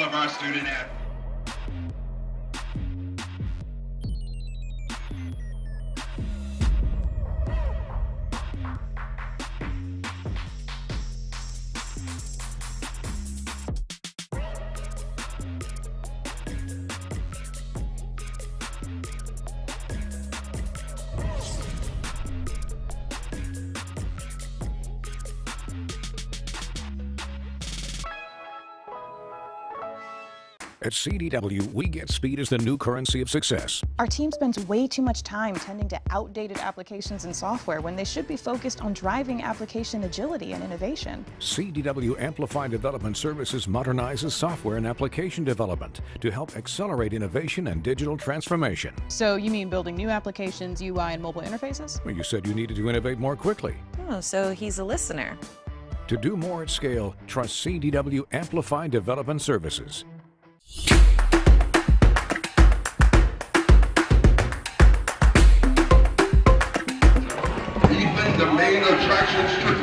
from Florence, South Carolina. Regis the Funkmaster Wright from St. Stephen's, South Carolina. As we welcome them, also welcome the band known for its crystal clear musicality. The band that has been voted the #1 Division II marching band by ESPN's The Undefeated and your 2022 Macy's Thanksgiving Day Parade participant. Welcome the Benedict College Marching Tiger Band of Distinction. The band would also like to welcome all the high schools in attendance and fans in attendance for this evening's game. Now pay close attention as we welcome the LOT, founded right here at Benedict College.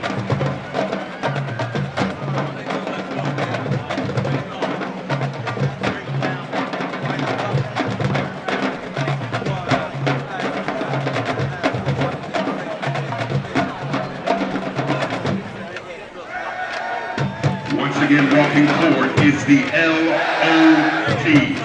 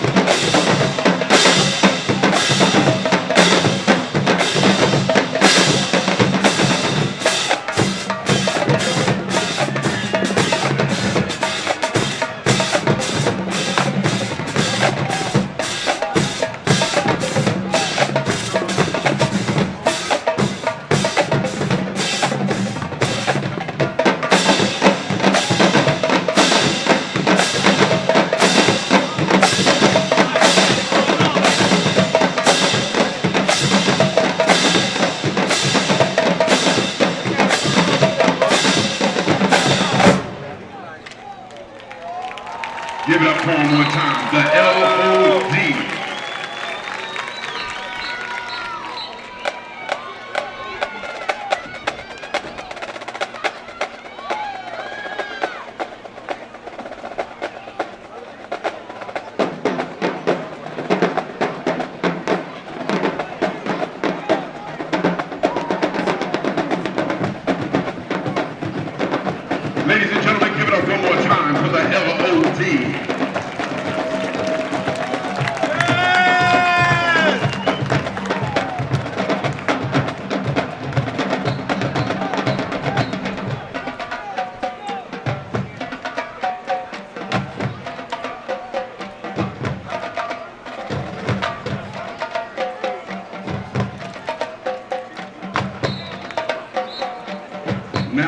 to center field, it's the ladies of Divine Silk, often imitated but never duplicated. They will perform to Michael Jackson's Slave to the Rhythm. Divine Silk coordinator, Miss Shakira Williams.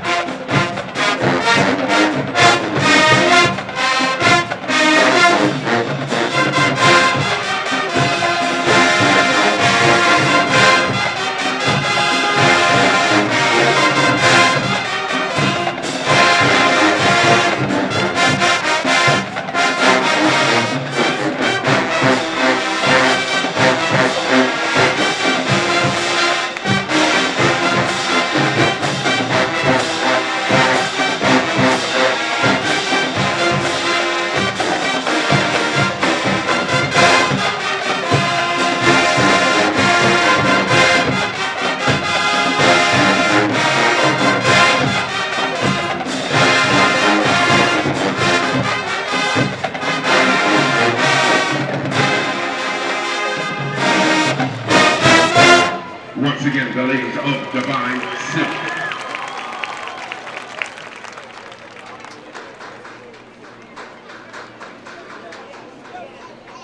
And now it is time for you to sing along to this 2015 hit, Shane, off of the Black Rose album by Tyrese Gibson. The band is under the direction of assistant band director Ronald T. Green.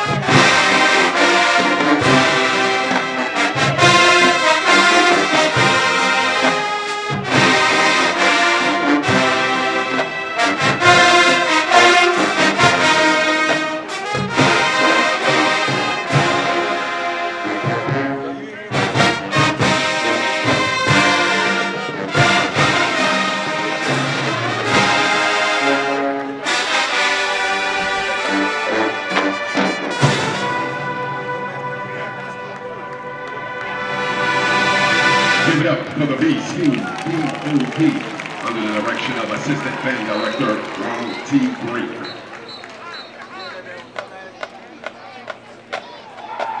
And now I have the pleasure of introducing to you some of the high school band attendants today.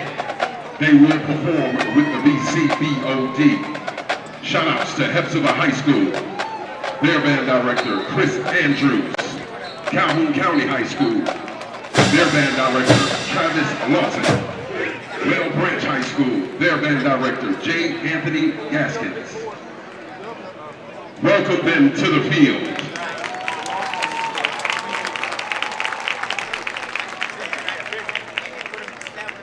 This will be a mass band performance as they perform Mr. Taylor and Hey.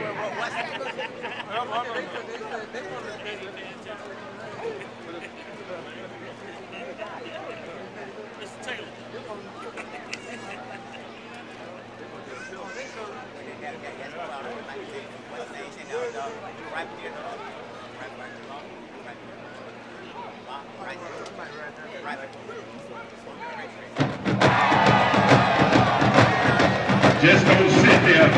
Get crunk with them.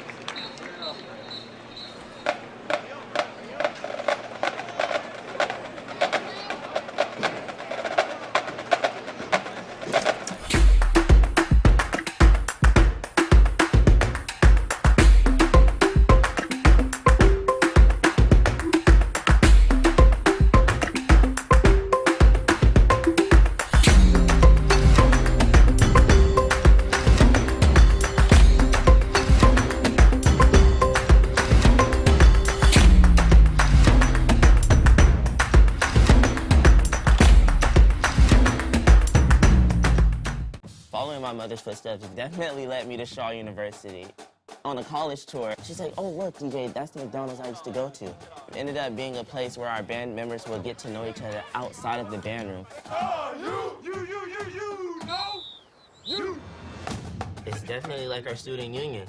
But with fraud.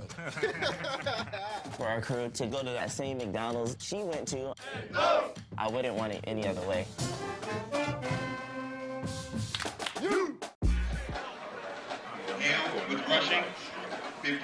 We are back here at Charles W. Johnson Stadium on the campus of Benedict College in the capital city of South Carolina, Columbia, South Carolina. Going to update you with some more halftimes, with some more scores from action earlier today. These will be the games that are currently in progress. From Montgomery, Alabama, Prairie View A&M 14, Alabama State 6. That game is at halftime. From Atlanta, Georgia, SIAC action. Albany State 17, Clark Atlanta 0. In Let's see. I believe that game is at A&T. Is that correct, Jamie? It is in Greensboro. Yes, the game is in Greensboro. South Carolina State 7, North Carolina A&T 6. Those are the games that we have currently in action. Also, Arkansas Pine Bluff at Alcorn. Do not have an update on that game as of yet. Jamie, you've got the halftime stats there in front of you. Oh, excuse me, one other game down in Tallahassee, Florida. Florida A&M trails Alabama A&M 10-7 in the second quarter. Ooh, that's surprising. But I'll tell you what, looking at these stats, man, first downs, you can see Benedict definitely leading that 14-7. Actually the score. First downs, 8-6. Benedict with the lead. Rushing, net yardage, 13 for 82 for Benedict. 25 for 99. You thought it would be a little bit more if you were Kentucky State. Passing yards, 87 yards for Benedict. Only 7 for Kentucky State, but that one pass that they did complete led into the end zone. So, again, you can see, their passing yardage and not being really a factor, but definitely led to the one score that they have. Update from Tallahassee, Florida. The score is now 19-7 with approximately 1 minute remaining in the first half. Florida A&M with a 12-game home winning streak on the line there at Bragg Memorial Stadium. As we get ready to kick off the third quarter, and we are underway. Kentucky State will be going from our right to our left, and the ball's fielded on the 5-yard line. Hey, look at that hole up the middle. Could have drove a back truck through that hole right there. Kentucky State will get the ball out near the 40-yard line. Jaden Hale, not only does he run the ball, but he returns kicks also for the Kentucky State Thoroughbreds. Anthony, halftime. A little bit longer halftime than expected. So if you're Benedict, what are you doing to get those juices going again and not come out cold and flat like you did to open the game? I'll tell you what, the way it appeared, Coach Berry tried to get them out of the locker room, start their stretching, start getting them loose, getting their heads ready back into the game. Although the band and other bands were on the field, he made sure they were moving around. I'm pretty sure he put their heads more into it. But I tell you what, Kentucky State McDuffie got up down the sideline. That's a big run right there. That's going to be good for almost 40 yards right there as he goes down the right sideline. First down, Kentucky State. And Kentucky State comes out trying to even the score up. And looks like they're not trying to take a whole lot of time off the clock there, Jamie. No, they're not at all. What you can see is just the way that they're actually playing tempo, running the option still. Like they're getting to the line close, they're going on and getting into their offense. And that run is right up the middle right there. Kentucky State with another first down. 2 plays, 2 first downs. You can't ask for anything more efficient if you're the Thoroughbreds. They carry right there by Chris Conaway.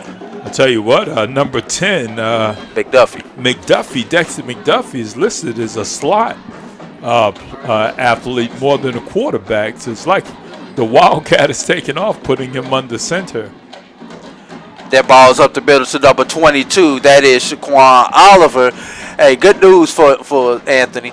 No first down on this play. Bad news, he picked up 6. And again, you can see what they want to do offensively. If they can stay ahead of the sticks like this, you can kind of, not dictate what they're able to do. You don't make them one-dimensional.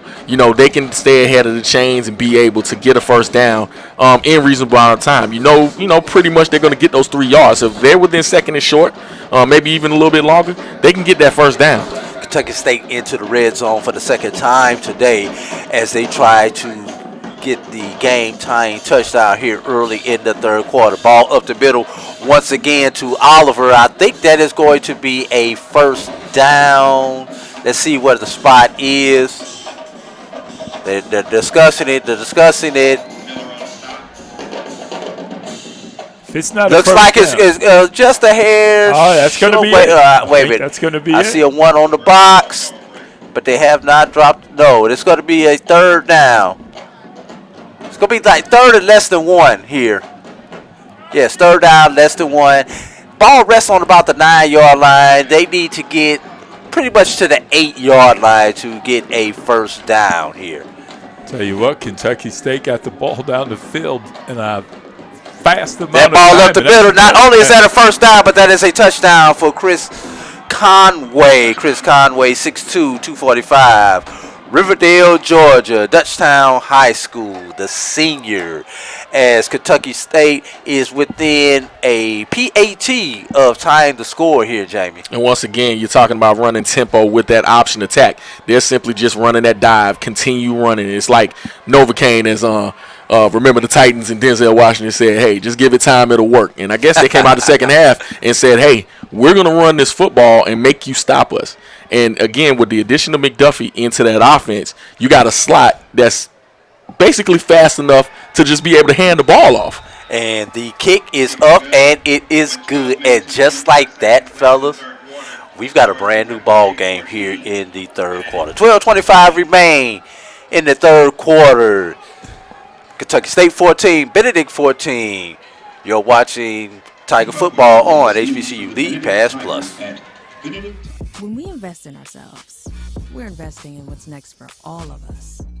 Growing, creating, making moves that move us all forward. Together, we are Black beyond measure. Time to call a credit repair company to fix my credit. Hold the phone, man. You can do it yourself with Credit Versio. That's way too hard. Call the credit repair company. Most credit repair companies only work on 1 or 2 accounts at a time, making it slow and expensive. You won't figure that out for months. Ignore him. Credit Versio's brilliant software scans all 3 credit bureaus, finds the accounts that are hurting your score, and guides you through the entire process. Anyone can do it. Let's fast forward and see the results. Wow, I fixed my own credit and saved hundreds. You can do this. Visit creditversio.com. Back at Charles W. Johnson Stadium in Columbia, South Carolina. Kentucky State just ran the ball down Benedict's throat and tied the ball game as we kick off here. First time Benedict has touched the ball here in the third quarter. Out to the 25, maybe the 26-yard line. Anthony, you just had the ball ran down your throat. First of all, what are you asking your offense to do right here to try to break this cycle from Kentucky State if you're Coach Berry? I'll tell you what, if I'm Coach Berry, I'm looking for a first down. I'm looking for positive yardage on first down. Get the team settled down a little more. Right now, the defense is shaking, so the offense is probably shaking as well. I would look to get positive yardage, anything from 5 to 6 yards on first down. And well, not quite 5, but I give you 3 right there on that carry. Maybe only giving you 2 right there on that carry there, Anthony. And if you're defensive coordinator Jordan Oliver, what are you telling those guys over there on the sideline in goal that we need to refocus on to get everything back together and be that dominant defense that we can have? Well, as I'm looking at it, Kentucky State, you know what? Hey, man, let's limit Benedict. And if they picked up 2 or 3 yards, I think we're already ahead. Now let's play tight. Let's move forward. And the way it's looking, I think that defense is fumble on the play. And there's a fumble. I thought they said the ground. He said he was down. Ground cannot cause a fumble. As Lampley is in at quarterback. Quickly finish up your point there, Anthony. I think right now, after second down, Benedict's in trouble. Kentucky State have them rattled. The offense first rattled the defense. And, it all started with Kentucky State from a great opening kickoff of the second half. And everything moved, and it's working well for Kentucky State now. So we'll see what Benedict's going to do. And Kentucky State just won 3 and out. Now, Jamie, you've got a 3 and out. Your offense went down the field, scored very easily. 3 and out by your defense. What next? Well, you're going to be methodical. Do what you do. Again, when you're looking at the way they run offensive football, it's not a bunch of razzle-dazzle, although they ran tempo in that last offensive series. So now, the score's tied 14-14. You're not in any trouble so far. You're not behind where, option offenses oftentimes get into trouble. You can do what you want to at this point. Jared Eubanks back to punt. Gets one off this time. Very decent punt. And it takes a Benedict bounce. It's going to wind up at the Kentucky State 22-yard line where they will put the ball in play. First down, 10 yards to go. So Kentucky State coming out. Let's see if they continue to use McDuffie at quarterback. You know, if I'm Kentucky State, I don't change it. They've been moving the ball with McDuffie at quarterback this time. It'd be very wise to continue as is. I mean, I'd be blown away if Kentucky State changed anything. And, you know, think about it. The way they hit Benedict in that first half, sustaining long drives, especially their opening drive, then the opening drive of the second half, they're moving at tempo. And it looked like they scored in less than 2 minutes. McDuffie will be under center where they get this play off. And they do get this play off. Ball goes up the middle. That ball rushes by Oliver.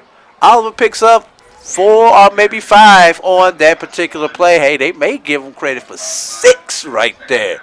As the ball, they're going to spot the ball on the 28-yard line. We're going to give them 5 on that one. Second down, 5 yards to go for Kentucky State. I think the defensive coaches or the offensive coaches have spotted something as far as the play calling is concerned and where exactly they're running the football. They're running more so out of the B-gap area. So, I'll tell you what, right now they're moving fast out of the huddle and getting into the play quickly.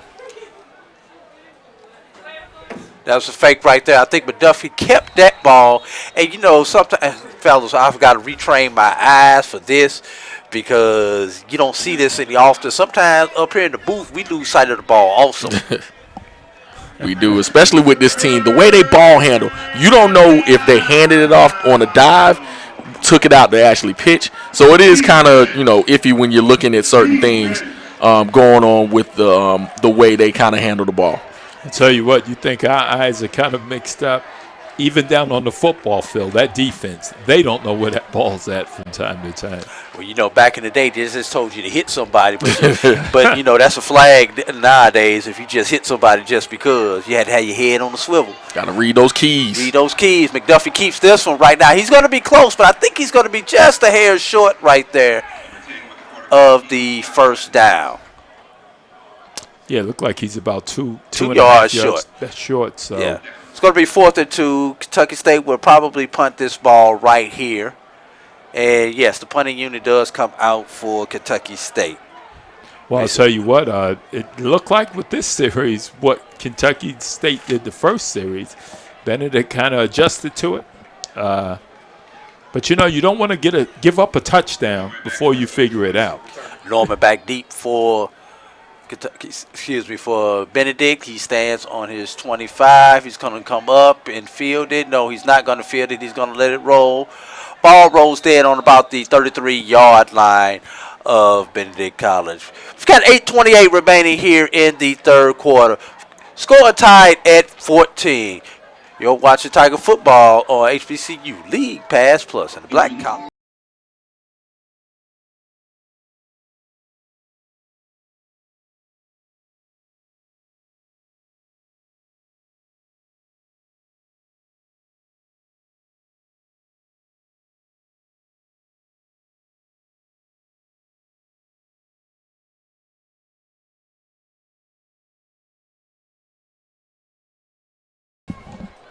Eric Phoenix back as a signal caller for the Benedict Tigers as they try to get something going. Phoenix decides to air it out. And that ball is brought down and caught by Reginald Harden. First down, Benedict. Ball's going to be spotted on the 23-yard line of Kentucky State. Big play there, Anthony. You come in, you're cold, and you just throw the ball down as far as you can to hope your man runs up under it. I'll tell you what, Eric Phoenix is a good 1-2 punch, and that's going to the house. Speaking of 1-2, one play, 2 plays, touchdown Benedict. Zaire Scotland right there on the carry. And the semi-Statue of Liberty play right there. Benedict, just like that, quarterback change, score change. Hey, 8:01 remain here in the third quarter. Hey, a big play from Phoenix to Reginald Harden. And then I'll tell you what, the lightning struck. Scotland comes in. He's the lightning. We've seen the thunder earlier. We just saw the lightning, and Kentucky State just felt that lightning as well. All-important point after touchdown right here. Benedict has missed one earlier today. And that one is good right there. We're going to take another commercial break. 21-14, Benedict in the lead. HBCU League Pass Plus and Black College Sports Network.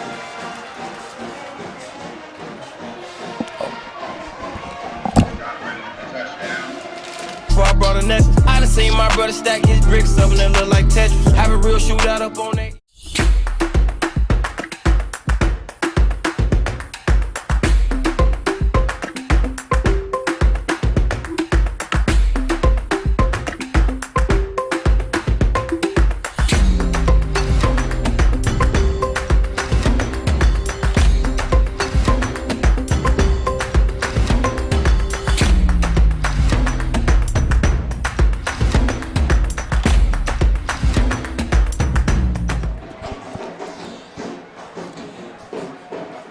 Benedict 21, Kentucky State 14.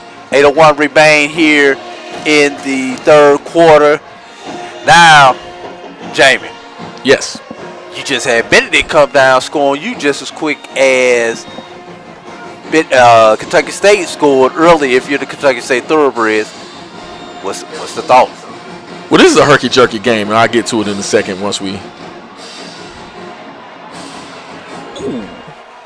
I heard the ooh over Yeah. there. I heard that one. You see that? As Jaden Hale took that one out to the 22-yard line for Kentucky State.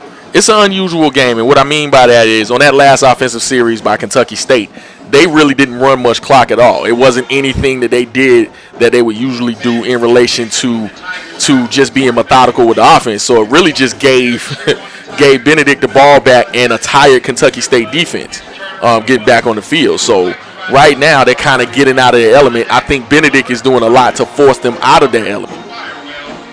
Well, I know one thing, the momentum has definitely turned in the stadium as the band is playing and the fans are standing on their feet and cheering for their Benedict Tigers. Big Duffy still under center for Kentucky State. That ball goes up the middle.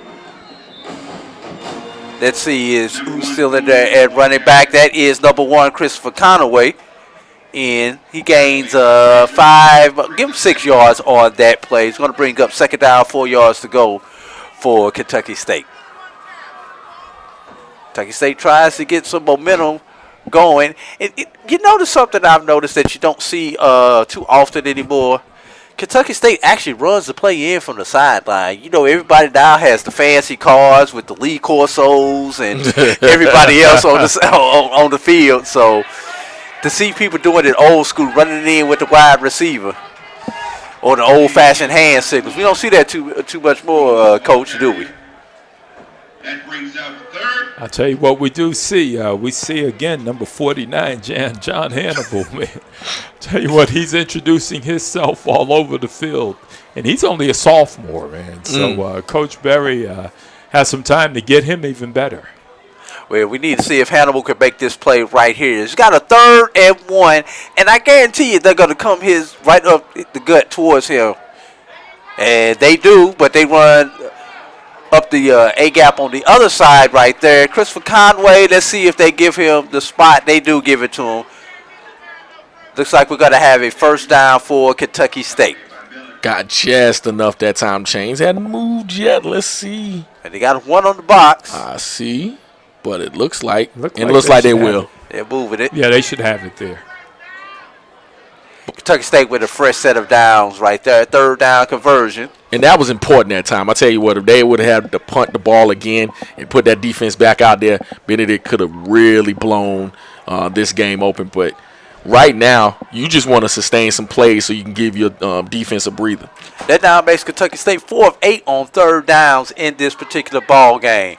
McDuffie keeps that one. Gets about 2 right there. Time of possession, fellas. It is approaching 5 minutes to go in the 3rd quarter. Kentucky State has had the ball for 25 minutes of the 40 minutes of this ball game. And they're always one of the leaders in time of possession, just because of the nature of what they do offensively. And sometimes, time of possession tells a whole lot, and sometimes it don't. Right now they've had it for quite some time, but they're losing by 7 points. And then when they got their 14th point, they moved that ball down the field pretty quickly. Well, for Benedict, time possession is not a killer stat when you have a two-play drive right there. And this is a big run right here for Kentucky State. Did he step out of bounds? Yes, he did. They finally forced him out of bounds. That was Jaden Hale right there. Good for about, that was about a 40-yard gain right there. We'll tell you officially what that is in just a moment. Great play on the toss that time. Got an injured play on the field, but great play on the toss to Hale. For that play to work, everybody on that outside had to do exactly what they needed to do, and they made it happen. While they tend to the injured player, we're going to tend to paying some bills around here. You're watching Tiger football on the Black College Sports Network.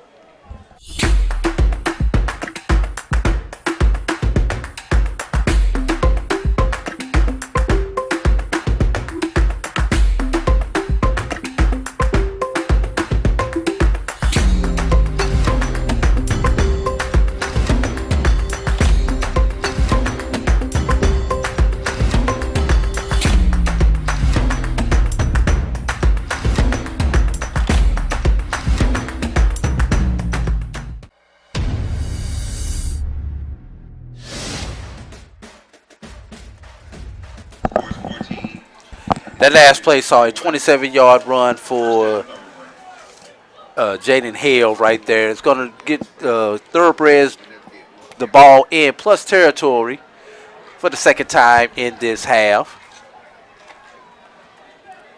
Approaching 4:40 remaining here in the third quarter. Give us up the middle. Check that off right tackle, Chris Conaway. Picks up, once again, another one of those 5-yard runs. Instead of 3 yards in a cloud of dust, it's 5 yards in a cloud of dust now. And that bodes well. That bodes perfect for what Kentucky State want to do. A 2nd and 5 is for what Kentucky State do. That puts them ahead. Yeah, staying ahead of the chains. That is the key for Kentucky State there, Jamie. Yeah, it's so much better than being behind the chains, because then you become one-dimensional. And you're not necessarily the greatest passing team in the world. It gets you out of what you do offensively. So, yeah, as long as they can keep it second and manageable, third and manageable, you're doing what you need to do. One thing I've noticed since halftime is that Kentucky State is going more up the middle in the A and the B gap and not trying to bounce the ball outside like they were in the first half. Once again, up the middle. That ball was stuffed right there. That looks like that was it 22 Oliver? Looks like Oliver, and he met 49 John Hannibal again. Been calling that name all night, Anthony. If you don't know any other name from this particular ball game, it's Hannibal. I'll tell you what, Hannibal's having a great game, and I'm not sure Lubert Denalis is on his side as well. So I'm surprised they come into that side as much with those two stalwarts on that, lined up on that end. I'm surprised they're not going the other direction. 3rd and 4, and we're going to have a timeout. That timeout is called by Kentucky State. They want to make sure that they have it right. We're going to take a break right here. 21-14 is your score. HBCU League Pass Plus.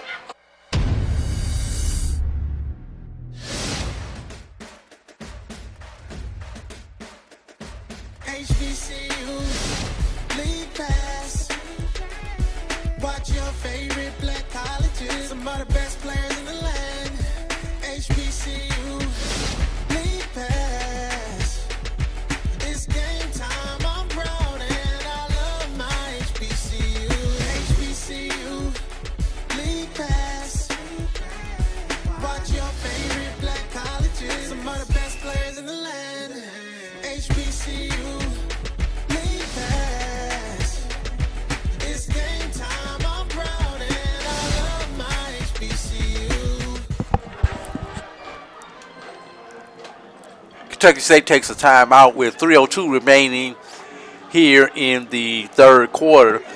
You know, these timeouts could be very important in a game like this. Taking them early. Want to make sure if you do take it that you get something positive for taking the timeout this early in the ball game. And that is not it if you're Kentucky State. Conaway up the middle for nada, nothing. They tried to get again with that off tackle play. They tried to stay away from the middle because, again, we talked about it, Anthony, talked about Luber Danellis along with John Hannibal. So you couldn't test the middles in those A-gaps. But trying to bounce it outside, looks like Benedict scouted that time and knew exactly what they were doing. Well, looks like we're going to have a fourth down attempt right here.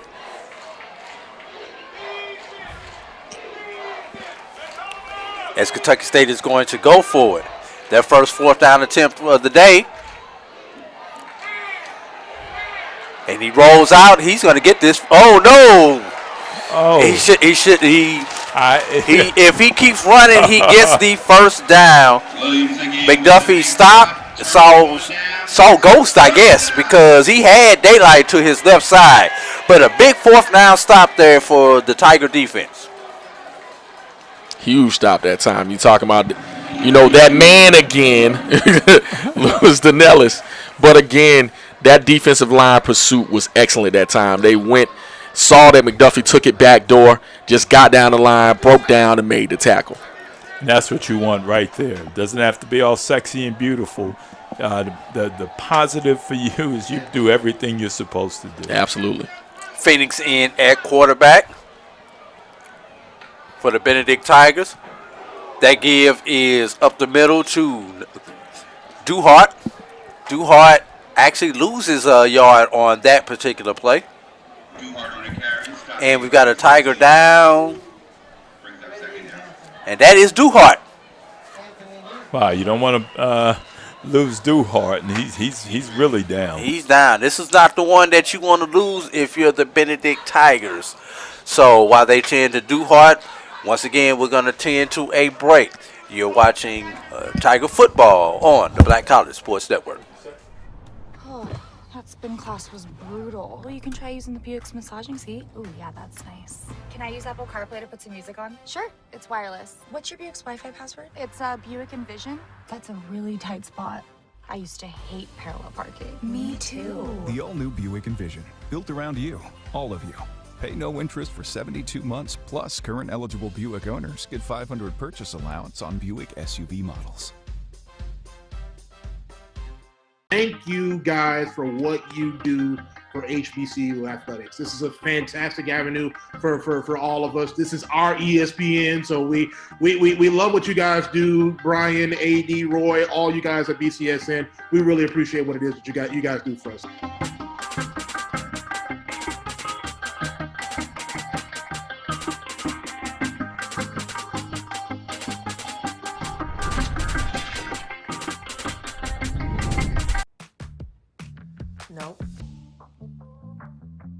Nope. Come on, him.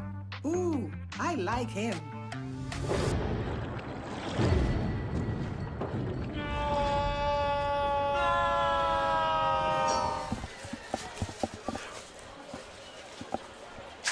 Duhart was helped to the sideline, replaced by Scotland, Zaire Scotland, to Phoenix's left. Phoenix drops back, throws it over the middle. Ball is caught by Grice. Grice gets up to the, gonna give him the 39-yard line, just short of the 40. Brings up a third and manageable here for Benedict. Third down. About 4 yards to go there for the first down. An important drive here. Tell you what, Benedict, they can keep these chains moving at this point. Will tire out this defense. They've been on the field a long time in the second half. Probably just as important is taking time off the clock if you're the Benedict Tigers. Phoenix looks left, dances, and did he get back to the line of scrimmage? Yes, it did. Tell you what, that's the win for Kentucky State. Yeah, that was huge for Kentucky State.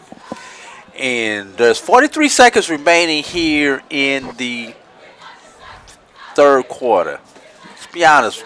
Maybe 2 possessions for Kentucky State, 1 for Benedict, backs, maybe. Probably that's the way it's been looking. The way it's been looking, the way these two teams are playing. It has. So, if you're these two teams, you need to maximize your next opportunity.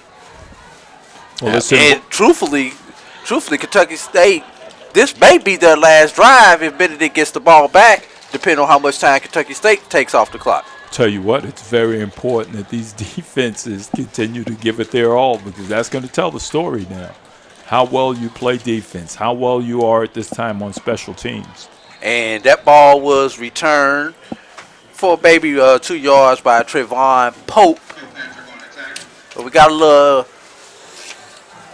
discussion about where to go get some good fried chicken at here in Columbia, South Carolina, there between a couple of players, Anthony. So you know how that goes sometimes in these close ball games that, these two teams, even though they play in 2 different divisions, this game does count for both of these teams in the SIAC standings. And if you're Benedict, especially considering the fact Albany State is winning, you need to stay pace with Albany State and Fort Valley State, as both those teams won. Well, Fort Valley won today. Albany State is winning currently as we speak. Ooh, there's like a little motion right there. Yeah. I thought my eyes were deceiving me. I saw about 3 people moving at the same time. Right. They were not deceiving you. Definitely too much motion going on there. Kentucky State backing up does not help them at all, especially with what they do and how they do it. Yeah, this is the one team that can least afford penalties, especially when you're starting off a drive. And they average how many yards in penalties?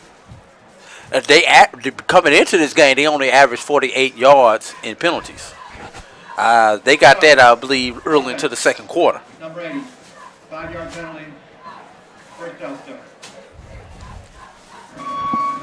So it brings up 1st and 15 for the Thorobreds.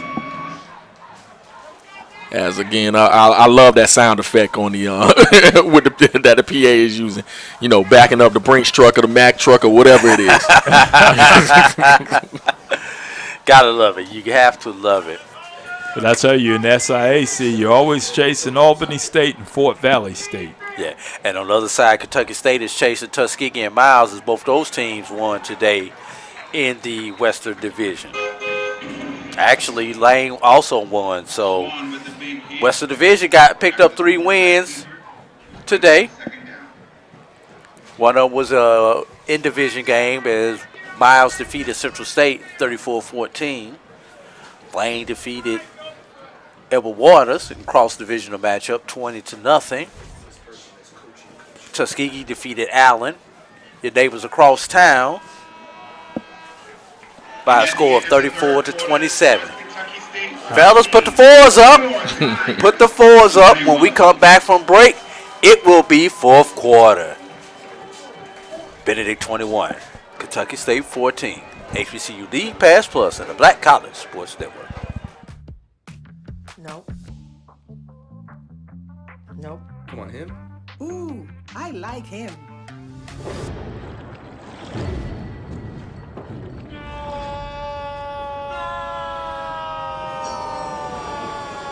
Quick, the quicker picker-upper. Bounty picks up messes quicker, and each sheet is 2 times more absorbent, so you can use less. He's an 8. He's a 9. Bounty, the quicker picker-upper. Supermarket sushi, really? No. Wait, Troy, you work here? I'm never not working. Like Head & Shoulders Scalp Shield technology, up to 100% dandruff protection, even between washes. Never not working, huh? Oh, Troy, you're such a good teacher. Yeah, I know. Never not working. Never not working. Never, ever not working. Are you serious? Never not working. Dandruff protection that's never not working. Head & Shoulders Scalp Shield technology. When we invest in ourselves, our glow, our vision, our vibe, we all shine. Together, we are black beyond measure.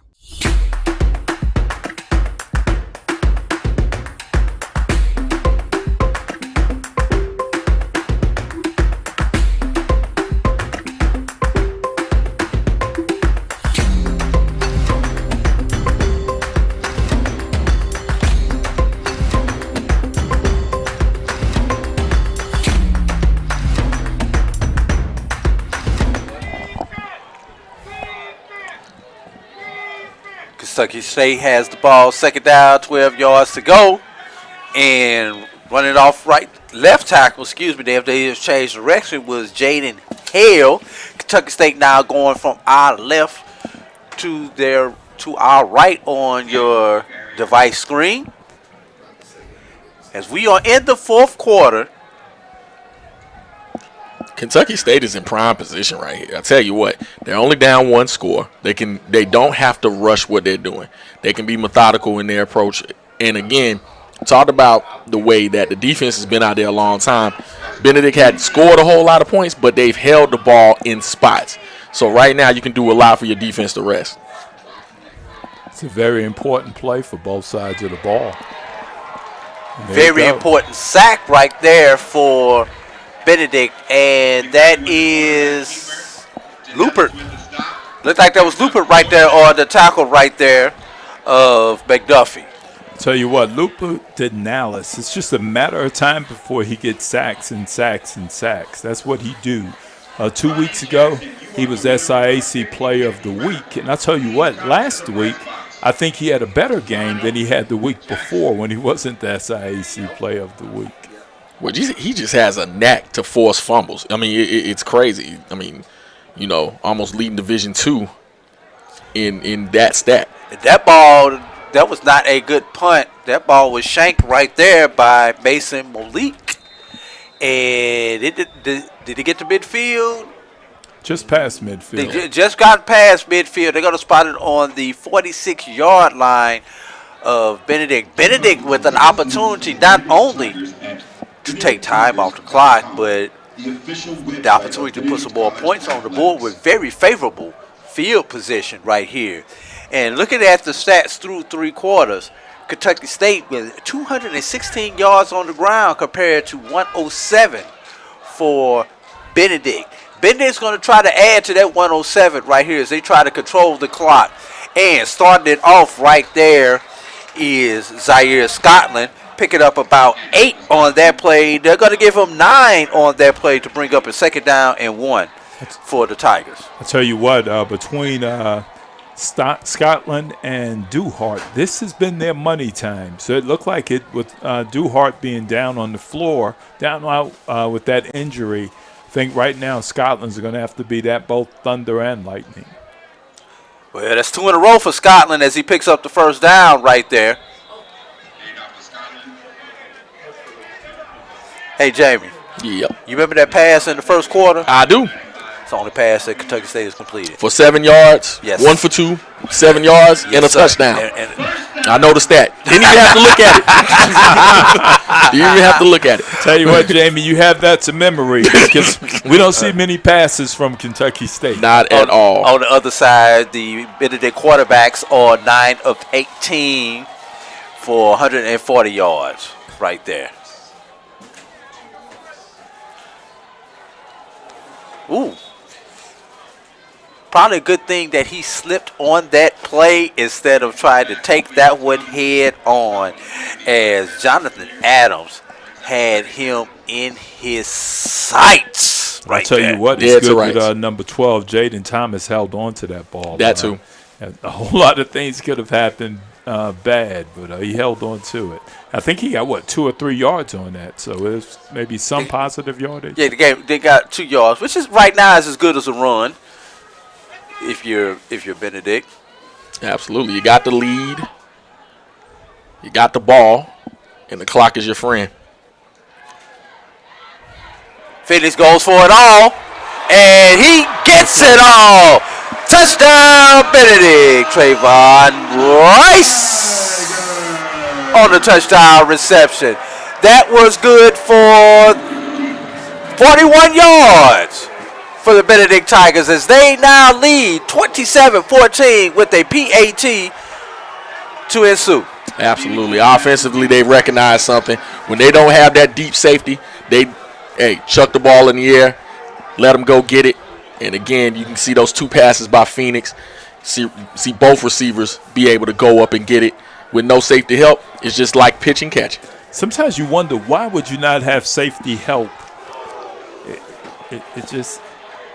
I guess you were hell bent on stopping the run. You forgot about playing over the top. You had zero coverage right there, and it was just one-on-one. Yeah, and I've always had a theory about that.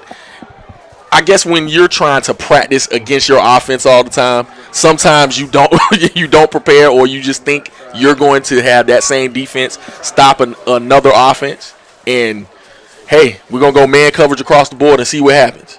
I tell you what, when you look at both Lampley and kick is blocked. Recovered by Benedict, but the important thing is that they recovered and not allow Kentucky State to go and get 2 points right there, which would have been huge for Kentucky State. Second missed or block conversion of the day for Benedict.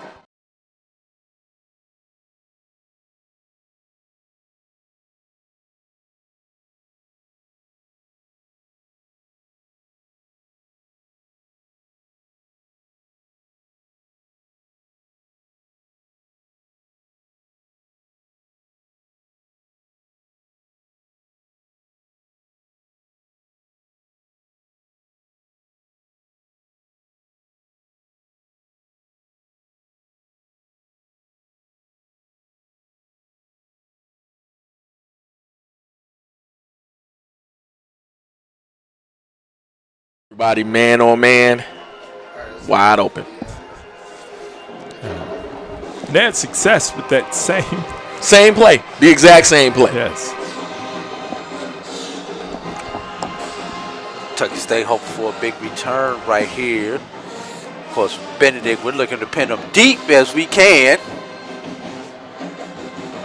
Fumbled on the kick. Ball's picked up by number 80, James Boyd, and he gets nowhere. And we got to look. Oh no, I'm sorry. No, it looked like they were talking chicken just a minute ago after the game. Where's a great place to go in Columbia? That might have been. What's the food here? I'll tell you what. If Coach Chinnisberry or you get an unsportsman conduct penalty, you go in that tunnel with the Tiger and you can find all the chicken you want because he's disciplined. He don't play that at all. I think it was either the Elizabeth City State game or the Savannah State game. He sent the player back in the locker room and said in both games. Yeah, we don't. Hey, he does not play that, which is a sign of what he talks about as far as what his standard is. The standard's the standard. If you can't abide by it, you got to go. Yeah. So, Anthony, what is the food of choice around here? Oh, my God. Is it chicken? Is it Chinese? Hey, man, what is it? Hey, I'll tell you what, man. You in South Carolina, some nice good old fried chicken. Rush's. You can go to Rush's and get you a great hamburger.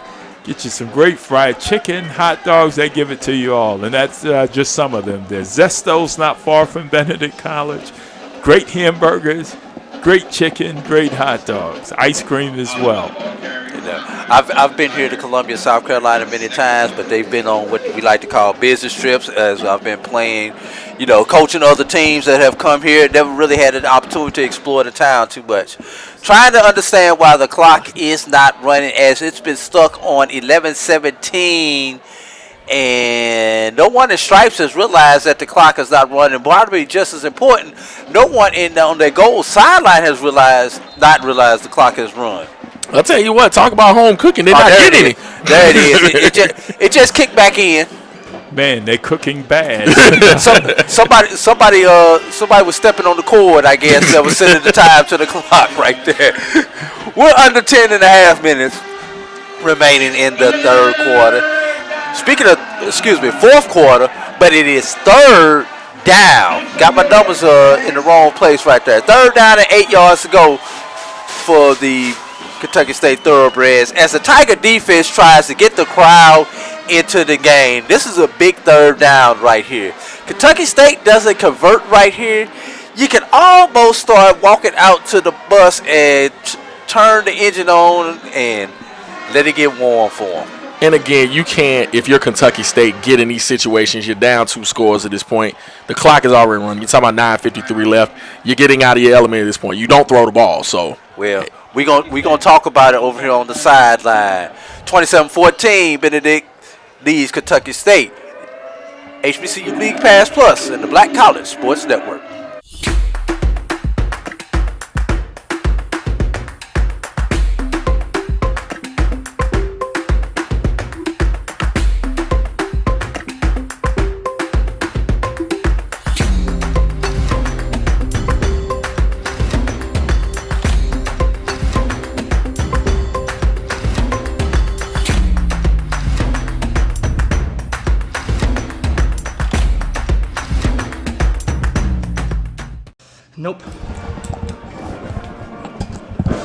Kentucky State takes a timeout. They have one remaining here in the fourth quarter. So not only are you down 2 scores, but you only have one timeout in the ball game to use at this point on a big third down play if you are the Thoroughbreds. And the officials are late coming out the huddle on the sideline right there. Never seen that happen too often before. Usually they're the first ones on the field hurrying everybody else up. McDuffie up under center. McDuffie drops back to pass. Quarterback draw. Close to a first down. It's going to depend on the spot. That's going to be a Kentucky State. I see a flag on the field, though. Flag's back at about the 18-yard line. They bring it back. Oftentimes that don't. Oftentimes we find a holding penalty there. Absolutely, it was right in the area holding. Yes. And again, you saw the draw play that time instead of a pass. Right now, if you're Kentucky State, and that's really what the critique of this offense is in general, the ability to be able to pass the football and just the ability to be able to come back when you're down. So right now, Kentucky State has to figure out something offensively to be able to do. Even though when they came out of halftime, they were able to run with some tempo, even though they kind of stayed with the same kind of philosophy. They just ran it quicker. So I'm not sure. Well, I know what happened. Those 2 defensive tackles happened. That's right. For Benedict.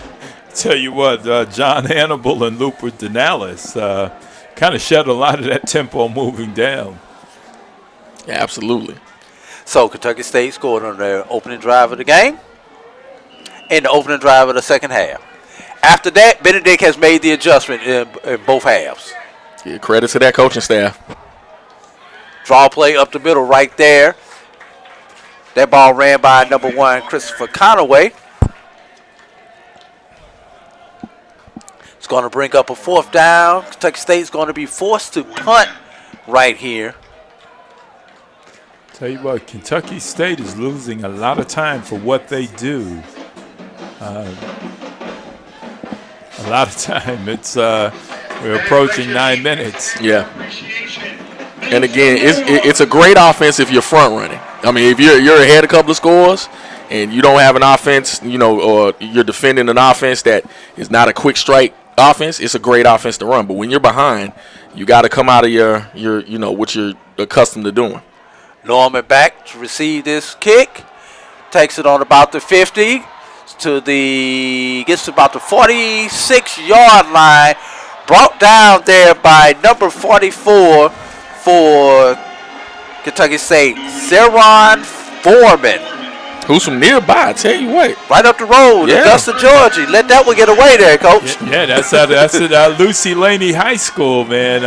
It's a hot recruiting area for Benedict, and a whole lot basketball, football, baseball, the band. He spent a lot of time in Augusta recruiting. So, okay, somebody help me out with this spot. He was on the 44-yard line, but they brought it back to the 50.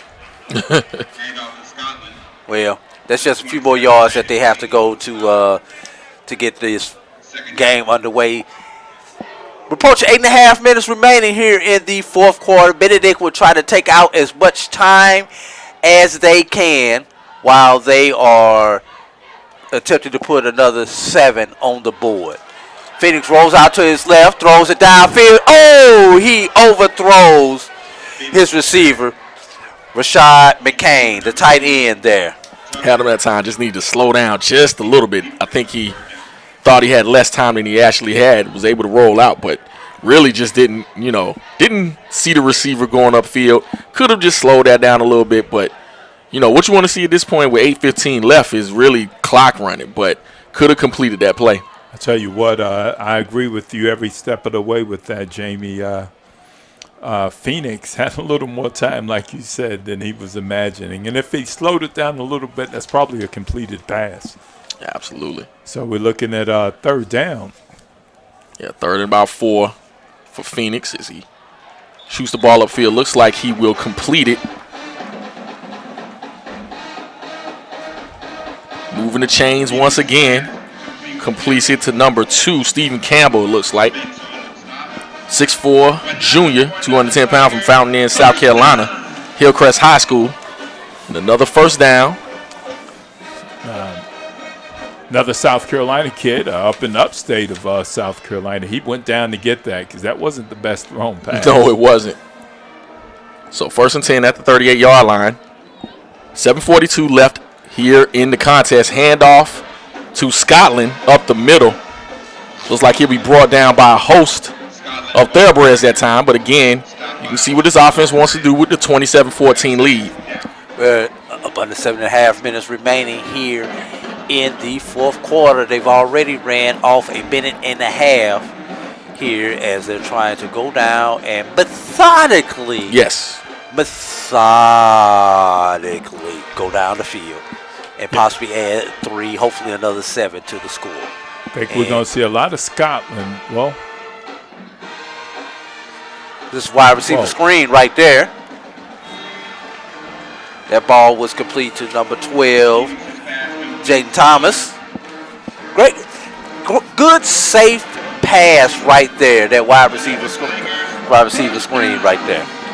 Jaden Thomas is appeared to be having a pretty good game. He's 6'2", 200-pounder out of Hampton, Georgia, playing during his senior year. Phoenix gives the ball to Scotland again. Spins out of one tackle. Finally brought down.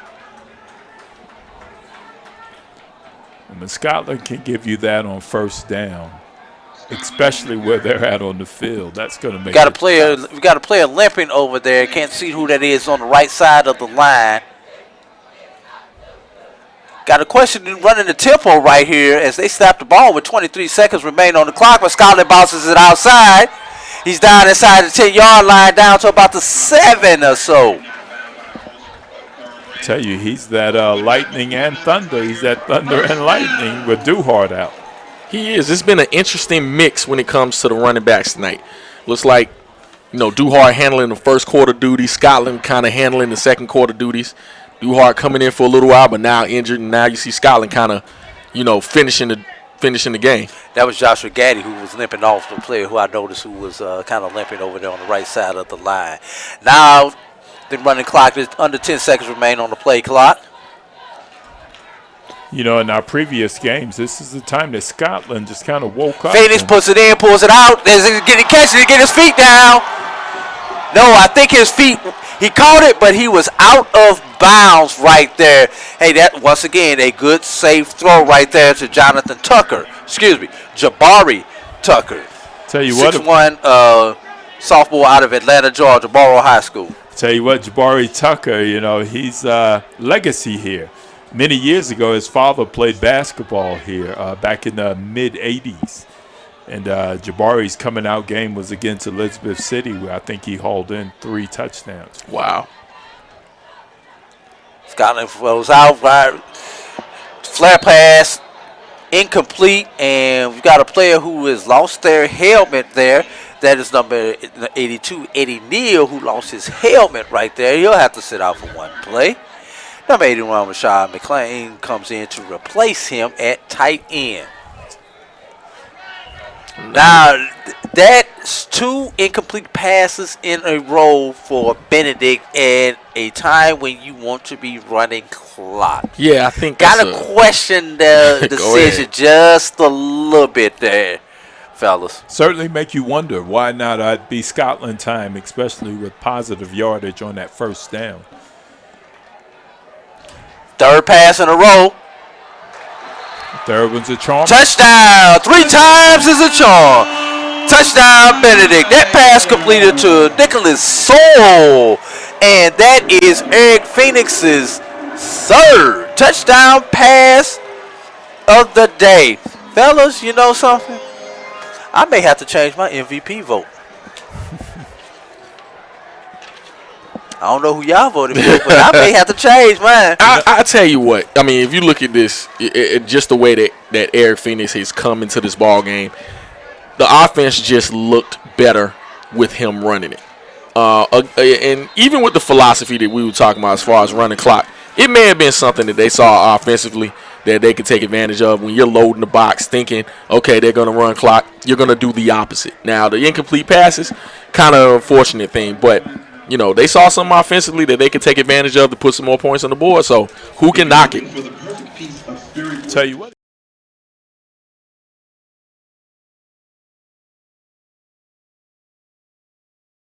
Not sure if it's the confidence of the offensive team when he's out there, but it just seems to be in a little better control when Phoenix is at the helm. Most definitely.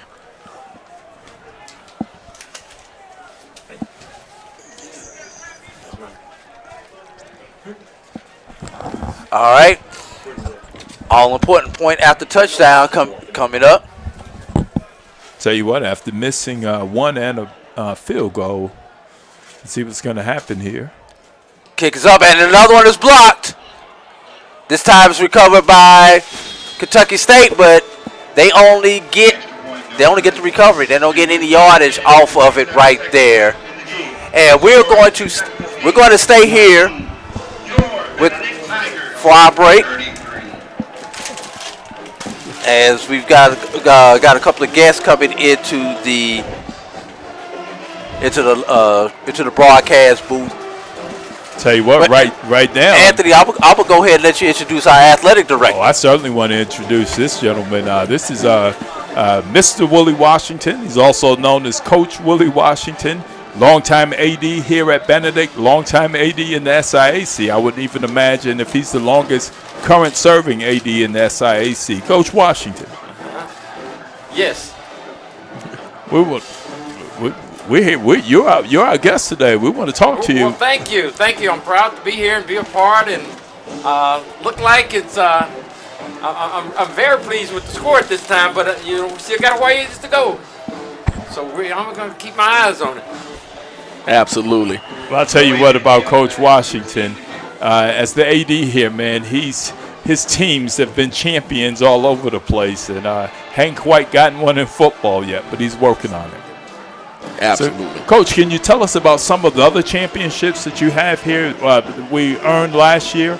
Well, we won 6 of the conference championships, and we just want to try to just improve on that this year, maybe by adding football on and continuing to win the Commissioner Cups. And we expect to be challenging and competitive. We work hard at that. Tell you what, Coach, you mentioned Commissioner Cups. Did you win them in male and female sports? How'd that go? We won both. I think that's our second or third time that we've had the opportunity to win both, but we've won them each year off and on, but we're always going to be 1, 2, or 3. So we work at that, and our teams expect that also. All right. Now, how do you feel about the recent commissioner change? How do you think that affects things going forward for the SIAC? Well, I think it's going to be great. And Commissioner Moore was an outstanding commissioner. Now it's Commissioner Holloman. That's a young man who was an AD. He knows the ADs. He'll work with them. So I look for great things to happen. I don't look for us to slow down.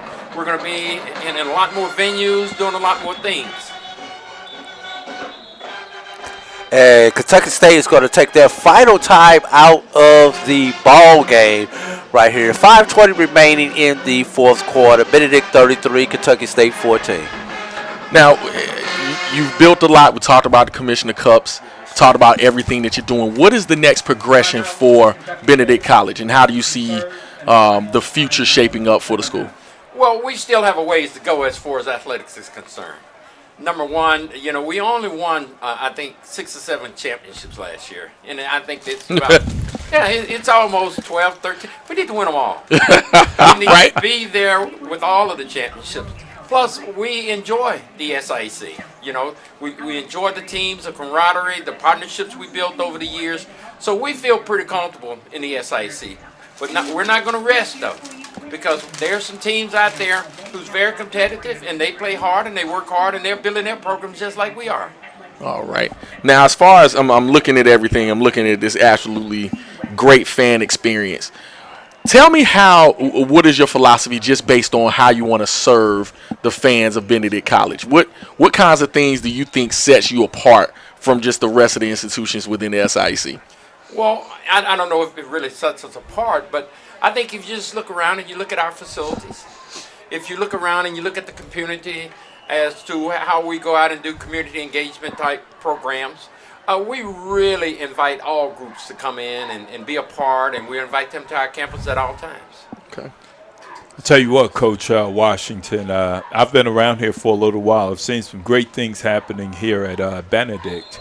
I know that you, gentlemen, I don't know if you guys are aware of this, but Coach Washington was the AD that brought football back here to Benedict, and I'm quite sure he's satisfied with the direction Coach Berry's going into right now, because I think if we win this game tonight, it'll probably be the first time ever Benedict's been 4-0. Is that right, Coach? Well, you're correct, and I'm very pleased with the direction of the program at this point. But I'm mindful that, we still got a long way to go. And by being an old coach, I know you got to keep working until you get to the end. Now, when you guys come back, Fumble on the play. You come back at the end of the year, and we're looking at the numbers, and then we can say where we are. But right now, we're pleased where we're going, but we know that there's some work to do. Ball is recovered by, looks like it's recovered by Kentucky State. Down on the 15. Cannot quite see who that was who recovered the ball there. Trying to pick it up on my monitor here. Looks like that was number 34. That is going to be, no, it couldn't have been 34. Couldn't quite see who that was who recovered the ball there.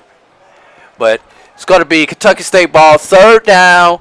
Looks like it's going to be about 18 yards to go on the 16-yard line. I'll tell you what, this is the third time that ball's been on the grass for Kentucky State. They've been fortunate enough to recover each of them. But I'll tell you what, Coach Berry has a philosophy that he talks about, and it's kind of similar to what you're saying, Coach Washington. Each week, all he wants to do is be 1-0. If you ask him what his record is, if he won tonight, he'll tell you we're 1-0. And I guess if he wins each week, sooner or later he's going to get that championship Coach Washington is ready to see come to Benedict. Outstanding, outstanding. Now, Coach Washington, talk about the partnership with the Black College Sports Network. How is that impacting athletics so far? Well, I tell you, everybody was so pleased that partnership was brought about. The invitation to become a part and to bring you guys into helping us get the word out, helping our alumni across the country and everywhere, and our fans. So we're very pleased with the partnership, and we want to extend it to whatever measures we can, because I will tell you, you're doing a great job, and we just are very appreciative. We cut ties with everyone else. We had some existing contracts, the ones that we could not break, but I tell you what, we're very pleased with it, and whatever we can do, and our student athletes never got this type of coverage before, so that's the difference. So we're pleased. How do you see media actually assisting, just in general, with the student athlete? Like, I know we're talking about a lot of technology, a lot of different things going on, but how do you see just media implementing or just helping the student experience? Well, without a doubt, we know that digital and the media these days, all of the young people, see, I'm from that old age where there was no media, but we're in a different age. And these young people, they get excited, they really enjoy it, they pass it on, the families can see it, everybody can be a part of it. And that's what you all bring to the table for us, that experience. Just to give you a quick reset, Kentucky State has punted the ball. Benedict has the ball, first downs, now second down, 8 yards to go. They are across midfield. We're under 3 minutes to go in the ball game. Benedict up 33-14. Basically, Benedict just needs to run the ball. I'll get a first down, and then they'll be able to take a couple of these and go to the house. And Coach can go ahead and do what you'd like to do for your victorious Benedict Tigers right here. Well, I'll just count it in the win column. Well, Coach Washington, anytime there's an opportunity to speak with you, especially with all you've done here at Benedict and your status and legacy within the SIAC, it's nothing but positive, and we certainly appreciate you stopping by to speak with us. Well, and thank you all, and we look forward to seeing you the next time you're up this way or wherever. I believe that'll be October 8th next time we come up here. Well, we'll be pleased to host you. And whatever we can do while you're here to make your stay enjoyable, we want to make certain we do it because we really appreciate all of the things you all do for us here at the college. We appreciate the invitation at another one of our fine HBCU institutions. 5-yard penalty. Replay third down. We continue looking at just everyone. As we have another penalty. Thank you. When you're coming up this way now, if we need to take care of something or do something for you, just give me a call. Got third down, 3 yards to go right here. That was a penalty on the Kentucky State right there. Eric Phoenix back in the gun. And he's passing the ball. Flat pass right out there in the flats. Caught by number 31. That is Bledsoe, Taekwon Bledsoe. That good for a first and goal situation for the Benedict Tigers. Just under 2 minutes left in the ball game. I'm gonna be honest, gentlemen. I was surprised on that pass play. I was as well. It was certainly good to see it completed it in the yards that ended up with it. So now, honestly, Benedict can take 3 Ds and get out of here with this much time remaining on the clock, or does Benedict remain aggressive and try to get the points? And I think that was Lampley on that last pass, wasn't it? No, the correction, not Lampley. I'm sorry, that is Phoenix still out there. Yeah, Phoenix has not come back into the game. I mean, has not left the game. Bledsoe, the ball carrier, stopped by most of Thoroughbred. Bledsoe, the ball carrier, right there. Let's see, that's got to be what, the 4th or 5th running back that we've had with carries now, with Bledsoe getting the carry right there. Absolutely. I tell you, Coach Berry has a stable of running backs that can actually make it happen. And Bledsoe was actually a vital part of what this team did, last year. I'll tell you what, I think he got significant minutes. Got a final in from Montgomery, Alabama. Prairie View 25, Alabama State 15. Phoenix with the quarterback keeper. And Phoenix is inside the 5 now. Looking at third down. We've got third down. They can actually take a knee. This play clock can run all the way down. It will be under 40 seconds. Looks like the game clock has malfunctioned once again. It's stuck again. Stuck at 102. But if they take it all the way down, they will not have to run another play. And I think Phoenix is quite aware of that. And he snaps it still with 10 seconds left on the clock. He's trying to pad his stats. That's what he's trying to do. Touchdown, Stephen Campbell on the reception right there from Eric Phoenix. His 4th touchdown pass of the day. Tell you what, and no disrespect with that pad the stats comment. I'll tell you what, gentlemen, that was a great pass. Yes, it was. Great catch, because that pass was well defended. And the concentration of that receiver.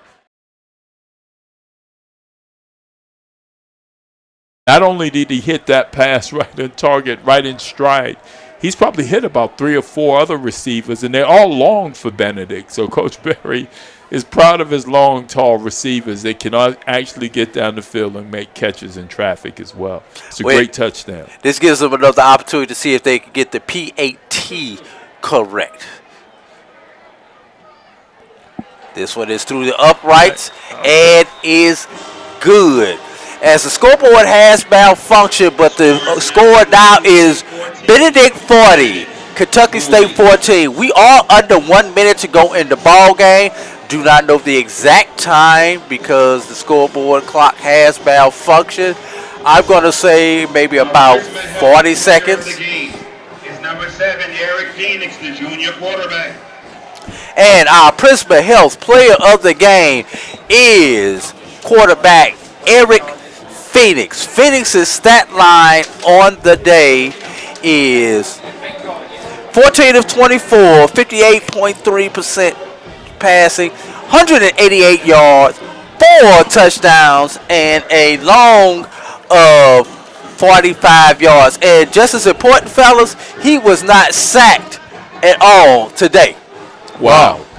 Well, I'll tell you what, guys. The band is playing, and that's the Benedict Band of Distinction. They're going to be at the Macy's Day Parade 2022. They're celebrating. I'll tell you what, when you look at Benedict's offense, they woke up in that second half. And if you talk to Coach Chennis Berry right now, he'll tell you, hey, we're 1-0. Yeah. I think his team will tell you the same thing. They're looking at 1 week at a time. Zaire Scotland led the way on the ground, 12 attempts, 91 yards. Duhart, six attempts, 42 yards. 40 yards. Hey, halftime score in from Alcorn, Alabama. UAP beat Alcorn, Alabama. Did you just hear me? Alcorn, Mississippi.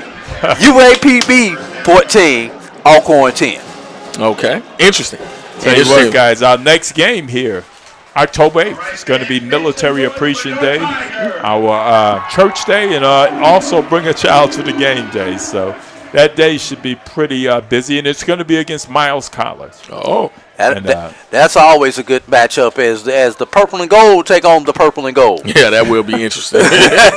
I'll tell you what, the AD, Miles College, he's from the tree of Willie Washington. Okay. He played under Willie Washington and was a basketball coach under him. Coach Fred Watson know him very well. You know Fred very well. That's it should be the last play of the game, maybe. It was 20 seconds on the clock. 20.1 where they snapped the ball. Yes. And but this should be the last play. That will be the last play. And that's a winner, folks. As we 5, 4, 3, 2, 1. It is official. Your final score from Columbia, South Carolina.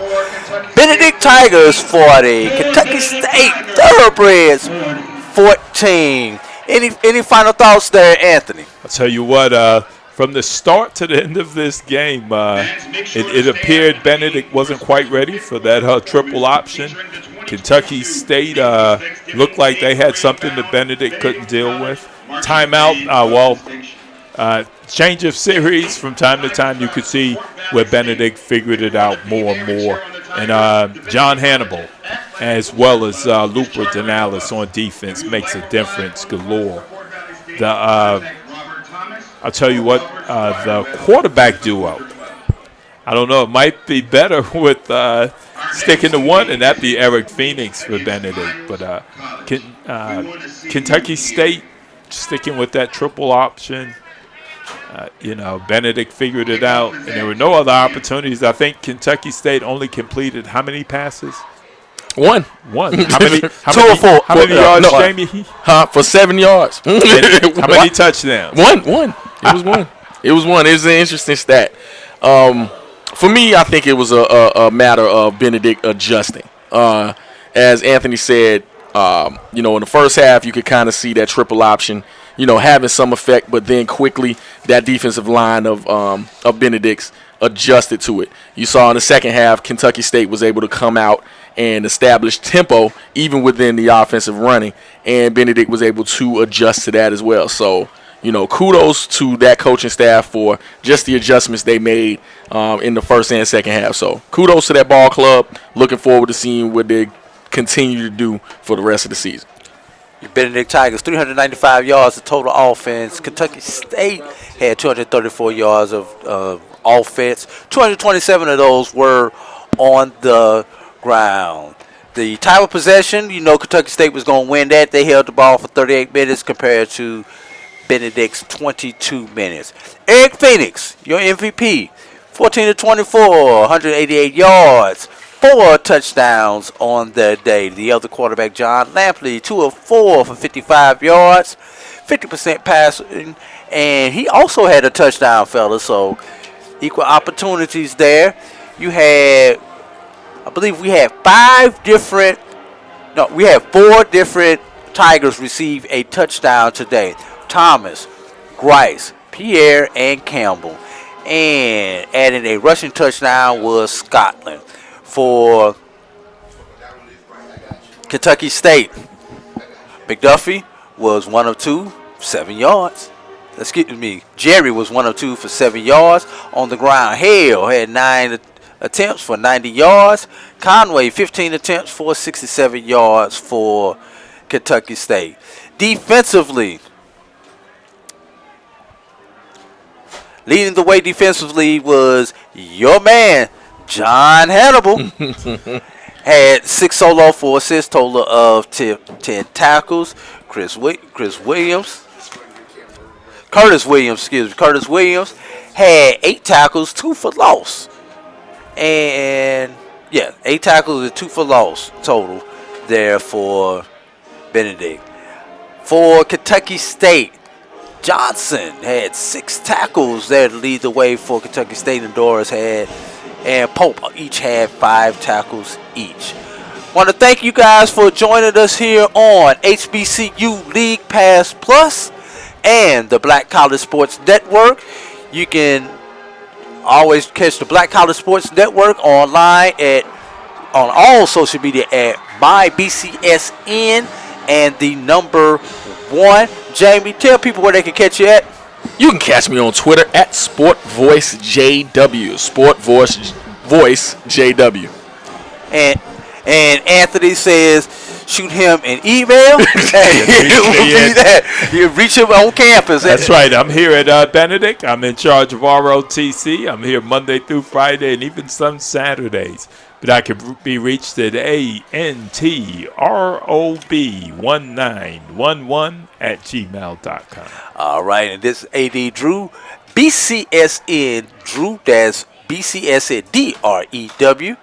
On Twitter, you can also make sure you download the BCSN app, MyJBN, MyBCSN. And also, while you're downloading, go ahead and download the HBCU League Pass Plus app so that you can keep up on all the sports action, not only from the Black College Sports Network, but throughout the HBCU diaspora. If you have time, tune in tomorrow night to my podcast with my partner Brian Fulford right here on the Black College Sports Network and HBCU League Pass Plus.